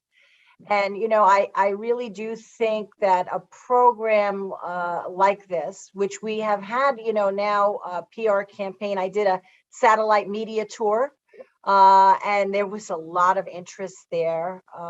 Also, we're putting a piece together for USA Today to get that news out there, but we're also partnering with professionals. This morning I was just on with a dental society, and to your point, Kathy, they said, the dentist and the hygienist doesn't have a lot of time when you're sitting in the chair to discuss these issues. So they're going to use this to inform their patients and open up discussions. And based on the conversation that I mentioned earlier that started this whole thing, we're also engaging with other health professionals like nurses and physicians to talk about this. And really all of our promotional channels will be driving, people, consumers to this website so that they will learn more about it. And we have a social media campaign.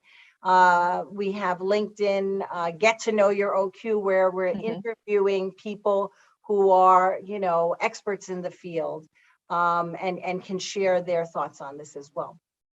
Yeah, so I was going to ask you more about like what channels you were using to promote this. So, can you just walk us through all the different ways that this is being put out into the world?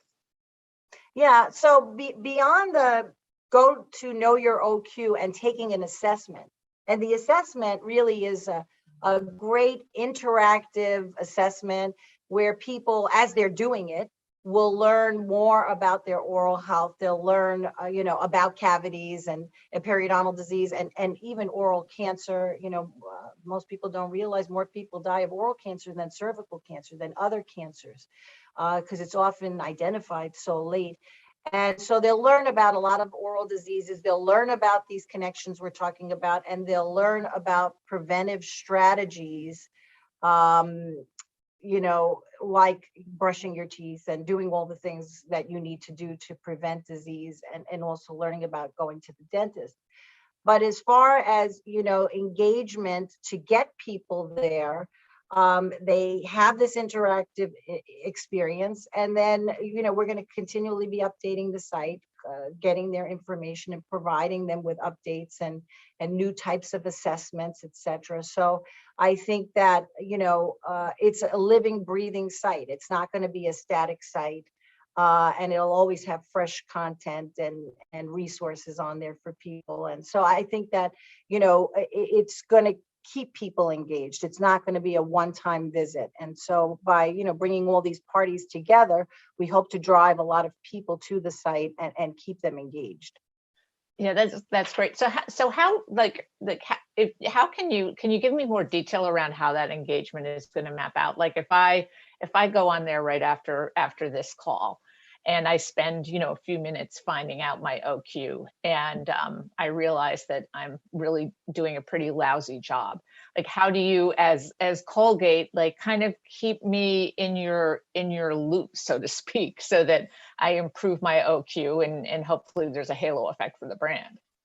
Yeah, well, it takes about 2 to 3 minutes to take the assessment. And of course, there's lots of other information on there that you can gather and you can retake it. So if, it's 0 to 10. So if you got a 0, Kathy, and you said, oh my God, let me see if I should read a little bit more and learn a little bit more, we can actually assess, how people are moving up and improving on their OQ score. And then at the end of it, you have the opportunity to leave us with your contact information to get back to you with interactive videos. How we like I said in the beginning, people know what to do. Sometimes they know that I'm supposed to brush twice a day, or somebody's handed a toothbrush and toothpaste, but they don't know how to do it correctly, because people often really aren't given the lesson of how to brush their teeth and what they need to do and how to do it correctly. And so there'll be videos on how to brush correctly. There'll be, new types of assessments talking about, your risk for cavities, right? And it's not just how much you brush, et cetera. It's also what you eat. So you'll learn about the diets that are, important, and staying away, obviously, from sugars and sugary drinks. And then also what's important for your kids, not putting them to bed with a bottle of juice and they end up having cavities. Some people know this, some people don't know this, so they'll continue to get additional information. The same is true for gum disease, like what puts you at greater risk, and there are certain diseases that put you at greater risk for getting gum disease. Diabetes is a two-way street. If you don't have well-controlled diabetes, you're at greater risk. Poor oral hygiene puts you at greater risk. Smoking. Mm-hmm. Smoking is #1 risk factor. So it will tell you, obviously, if you're a smoker, we've heard many, many times before that you should quit. But there are many, many reasons, and eventually somebody might find the one that matters to them. So we engage with the people so that they will continuously learn and hopefully keep coming back to the site, and we'll be able to monitor that. Yeah, well, also I wanted to know if there were any specific groups you were targeting. I mean, when you're talking about literally half of the world population having some form of, like oral health problem, is your target market everyone, or do you target? Are you doing anything towards children or towards parents so that they can be a better resource for their children? And how are you looking at messages for different groups potentially, or maybe not? Yeah, well, to be quite frank, everyone has teeth, right? Not well, everyone. Hopefully you still do, right? Hopefully they still do, but and if not, maybe implants, and that's another thing. You have to take care of those as well, and even if you're in dentures, there are issues you have to address because you're more prone to candidiasis and fungal infections, etc.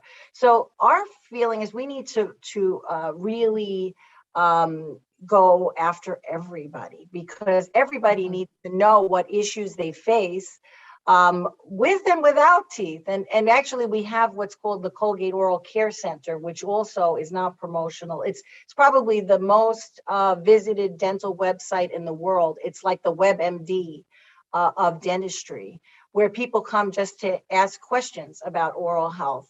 And so really everyone needs to know about their mouth and what's going on in their mouth. Now, of course, you can target certain populations.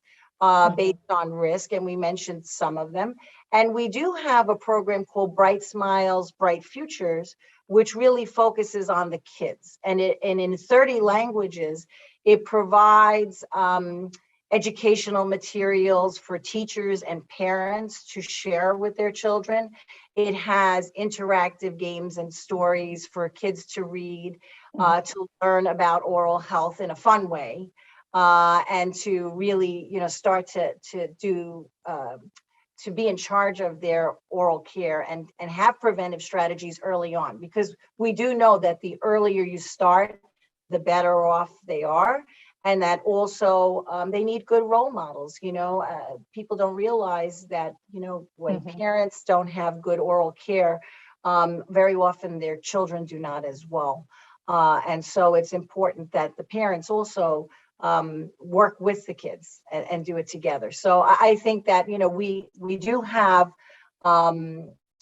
avenues that address all of these issues, and within NoOQ, there are links to these other websites as well. So in terms of, the engagement piece, right? You said it's like takes what, 2 to 3 minutes to do. I mean, I suppose, right, you could have theoretically, done a much longer, quiz, but we unfortunately, we all have such short attention spans. I mean, how did you kind of way, like, really making this valuable with also making it not so long, the first quiz around, so to speak? Yeah, you don't want to bombard people with too much, and you want to make it digestible.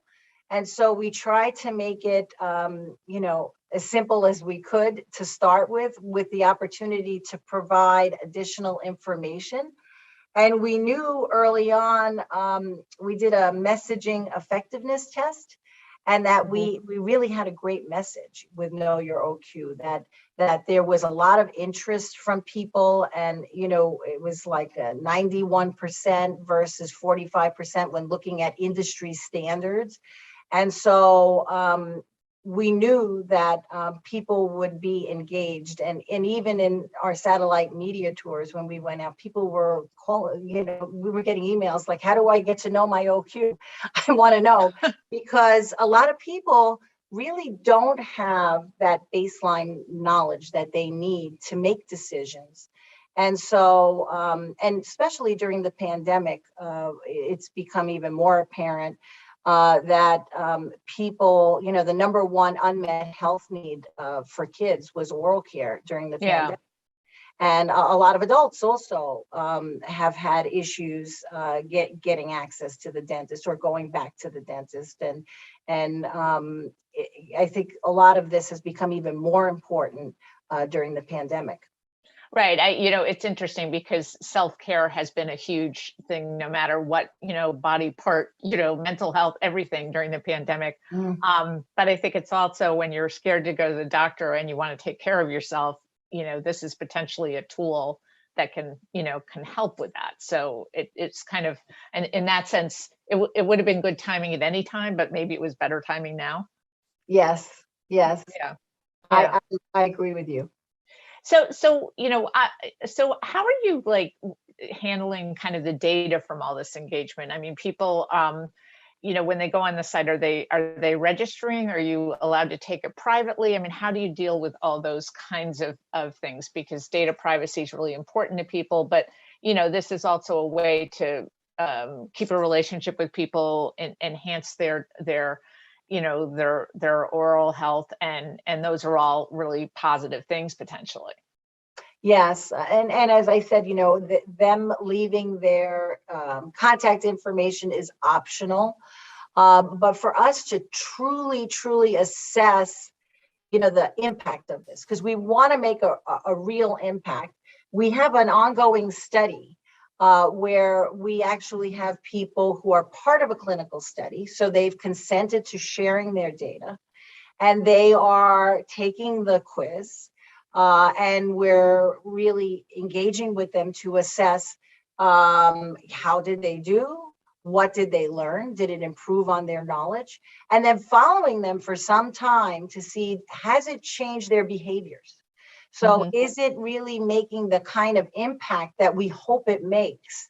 And that change in behavior may be, improvements in oral hygiene, but it also may be finding a dentist, right? So, we have on this site, you may find a dentist through the American Dental Association or through a dental service organization or through a safety net like federally qualified health centers or through a dental school, which is they often serve as safety nets for people who may not be able to afford going to the dentist in practice. They might have to go to a dental school, but there are lots of places where people can get help.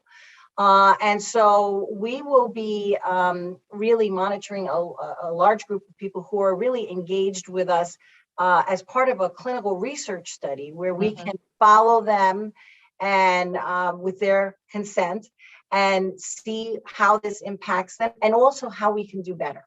What can we do to change it and improve on it? So how good are we doing with what we have and how can we make a difference? And generally on the website, what we can do is we can follow how many people actually take the assessment. We can follow with all of them together, how do the scores change, not identifying, a particular person.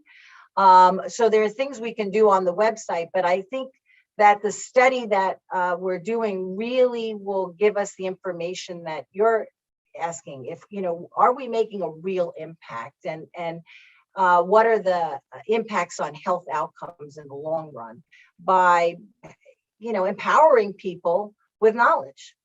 Yeah. So, I mean, obviously Colgate's a brand. You do sell toothpaste after all. So how do you, but we sell toothpaste too. A lot of other things, but how do you connect or, this is meant as an educational campaign. So how are you sort of incorporating the brand into the fact that this is an educational campaign? Because it's a delicate balance. I mean, you could theoretically have people take this and then throw them campaigns for 50% off their next purchase of Colgate toothpaste. So how are you kind of balancing all of that? Yeah, we have been very, very steadfast that this is a public health initiative.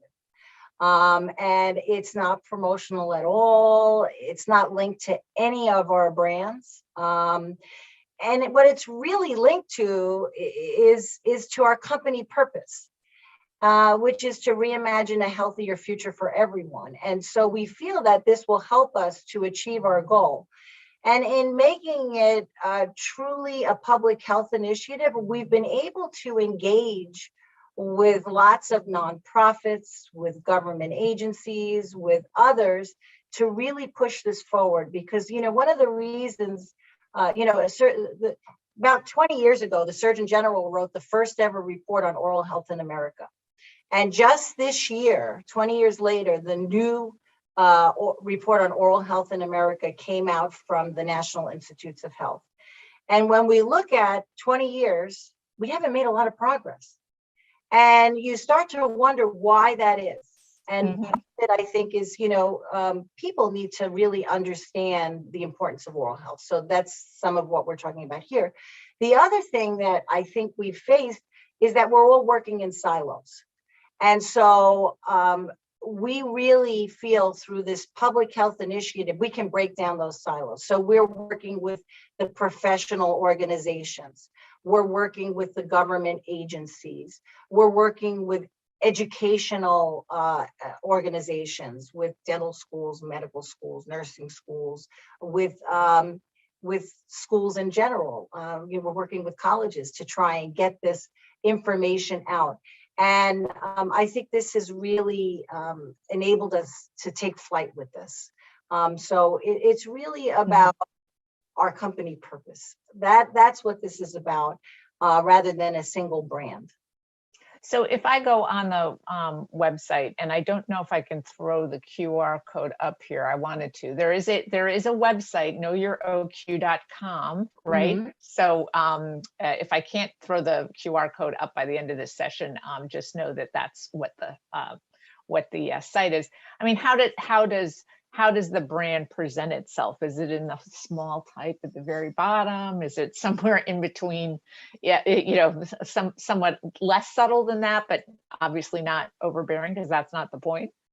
Yeah, I think it is at the bottom, sort of like, sponsored by Colgate Palmolive or something like that. And it's not Colgate, it's Colgate Palmolive. It's the company that is really supporting this tremendous effort to get this message out. And there's clear evidence that it needs to be shared globally. So the launch is mostly in the US right now, but this will be a global program over the next 5 years. And at that point, I guess we'll reassess and see how much we've actually moved the needle. But I think there's great promise here. And there's a very great reception from so many people to try and help us to share the message. So I hope that everyone on this call gets on and takes a look and shares it with their friends and family, because I think everyone will learn something new on there. Yeah. So now this just launched, right? Just launched on, was it February 1st? So yes, brand Oral new. Health Month in the United States, the Oral Health Month. Yep. Yeah. So do you have any sort of like metrics in at this point to tell you how it's doing? I don't know what you were expecting in the first month, but if there's anything like that you could share, it'd be great to know. Yeah, we don't have them yet, Kathy, but I'd be happy to come back and let everyone know how we're doing. It really just launched. I'm looking forward to hearing more about it. So far, the only metrics I have is, based on our LinkedIn presence, based on others, how many people are interested, how many people have called us that they want to work with us to share the message, and are happy that we're doing this. It's been a long time coming since someone's really focused with a public health service message on oral health. And I just think that it's going to be a success. But yes, we need to look at the metrics. We need to see how well we're doing. But I'm very hopeful. So going down the line, a year from now, 2 years from now, I mean, what does success look like, to Colgate? I think success looks like, we've reached a tremendous amount of people, that we have moved the needle, that, we can assess that people have taken the quiz, that they've improved their scores. And through the study that we're doing, that it's really changed the way that they think about their oral health and how they maintain it and how they interact with others, how they reach out for professional care as needed, and how they think about how their oral health impacts their overall health. I think that piece is not well understood by so many people, but so important. And, if you look at the data, there's a lot of data on this. And it's interesting because most people don't know it, that, if you improve on your oral health, and insurance companies have done a lot of these assessments, you decrease medical costs for people with diabetes, cardiovascular disease, respiratory disease. And that's why I mentioned these before, and adverse pregnancy outcomes. You also decrease hospital admissions. And so when insurance companies look at this, and even, if you heard recently, you had Bernie Sanders pushing for oral care into Medicare. That's because those assessments were done to see what would happen to the costs of Medicare. They would decline very significantly if oral care was included in Medicare services. And it's a lot cheaper to treat your teeth than it is, to manage many of these other diseases that we're talking about. So, there's really a drive, even in the government, to have oral care included. So you start to see, oral care start to move into a different space than it's ever been. And, for many people, it was all about whitening. And that's important too, because it's part of who we are, but there's so much more. Yeah, I mean, it seems like just as a share of the messaging that we get around, toothpaste these days, that whitening is the prevalent message. I'm just saying that anecdotally from my own experience. I don't know if you have any data on that, but that this is not really, this is sort of back burner because as you say, it's not sexy, Yes, it's not sexy. Tartar is not sexy. But I have to say, even our whitening toothpastes, they do help to reduce plaque and gingivitis and all these other things. So if people use it because of the whitening, but yet it helps them with something else, that's okay too. You get 2 for 1. But I think that people really do need to realize that infection and inflammation in the mouth is not something to be taken lightly. I mean, if you had an open sore or a wound on your hand this size and you brushed across it and it bled, you'd probably go to the doctor, maybe the hospital. This happens all the time in people's mouths and they don't think about it. They brush their teeth, they spit blood in the sink. They have periodontal disease with deep pockets that they can't see. And that infection around the tooth actually can get in the bloodstream. And that's how, it can have an impact on your overall health. The bacteria in the mouth have even been found in amniotic fluid. They've been found in atherosclerotic plaques, the plaques that cause heart disease. So what goes on in the mouth really does impact the body. And I think trying to educate people on that is really, really important because unfortunately, most people think their head is disconnected from the rest of their body and what happens here isn't going to go there, but it does. And so we want to share that with people so that they take good care of it and they manage it, and that will improve their overall health and really help us with our purpose, right? Reimagining a healthier future for all. And that includes not only their oral health, but their overall health and well-being. So you were talking about the insurance companies and all that. I just wondered if you would do any sort of commercial partnerships to get these messages out there, like if Cigna came to you or Procter and Gamble, somebody to keep this message going forward. I mean, is that something that Colgate would consider, or is yes, we have partnered with a number of different companies. One of them I just recently did a podcast on oral health literacy with Delta Dental. And they came to us and said, we'd love to have you on and talk about the importance of this. And, for insurance companies, we are working with a number of them because they are also looking at, how do you improve on oral health? And we have connected technologies really now. Things have changed so much too. And I think that's another thing that people are not aware of is that with connected technologies, we can really help people to determine, are they doing a good job, right? So the how, are they brushing correctly? Are they spending the 2 minutes? Are they brushing twice a day? The frequency, how many surfaces have they hit? We can even tell them that. And how do you improve on that? And that's what we can do with connected brushes. And I'm really proud of the company in that, a lot of these are very high end and some people would be able to afford them, but many would not be able to. And what Colgate is doing is to democratize this. They have connected manual brushes. So even with a manual brush, which is really an inexpensive brush, you could tell if you're doing a good job and have that connection and know what you're doing and share that information with people, which really empowers them to do a better job. And that's important to address oral health inequities, right? Because we do know that people sometimes don't have access to the information. They don't have access to the care. And so, we really are trying to democratize a lot of the innovation that we have with our connected technologies across the board to have, the Mercedes-Benz brush and to have the lower end brush as well. So so these connected brushes, for the uninitiated, I'm not saying I'm among the uninitiated, but maybe I am.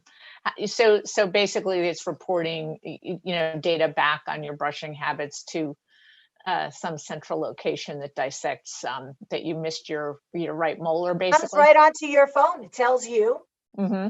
And so you'll know how you've done, and you can share that information with your dentist. So sometimes, like when you would go, I'm a dentist, right? So when they would come in, the patient would come in, say, how did you do? And they'd say, I did a great job. And sometimes you'd look and say, yeah, you did. And sometimes you'd look in their mouth and say, not so much. And they'd say, well, I don't understand. What did I do wrong?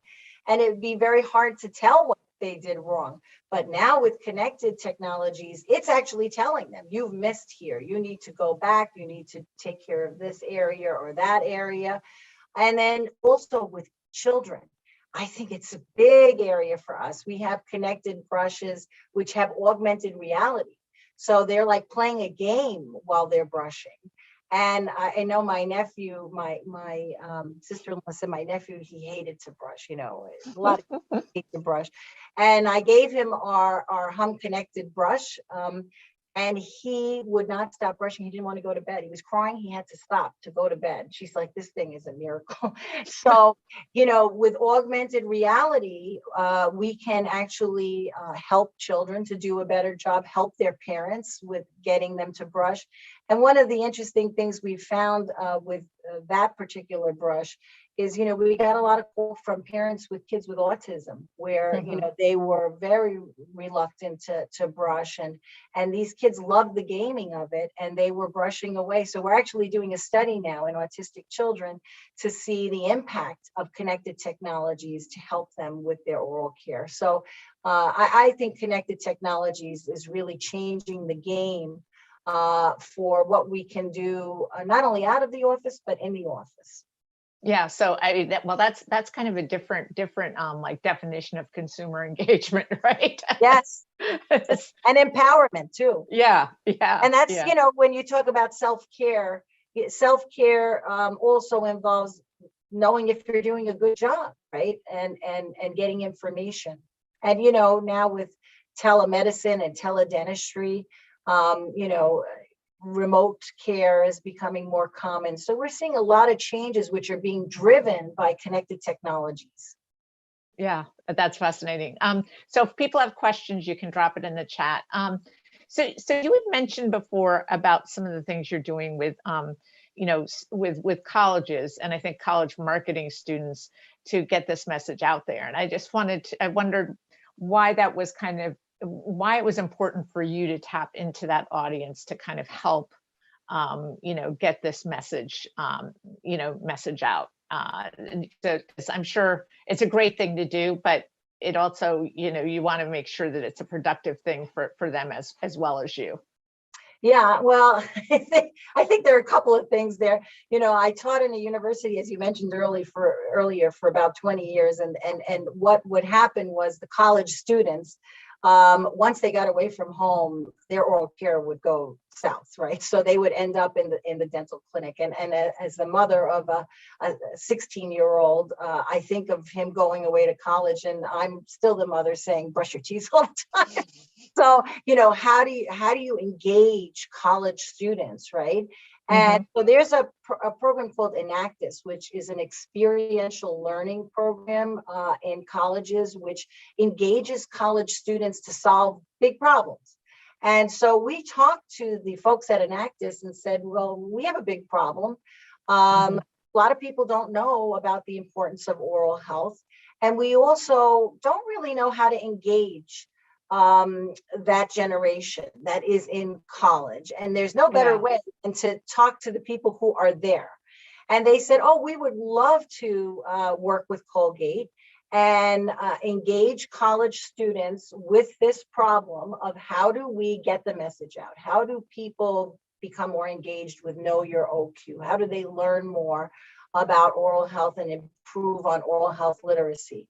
So we're doing this in 5 countries, in the US, the UK, in India, in Brazil, and in Kenya. And it's really quite cool. So they're given the problem, they're given mentors. Some of the mentors are in Colgate, some are local dentists in the community. So we're engaging dentists and dental students to serve as mentors to the college students. And they're coming up with how we're going to share this message. And it's very interesting because the creativity of these young people is amazing, you know? Yeah. And so we're really happy to be working with them. And they're going to have a competition in each of those countries.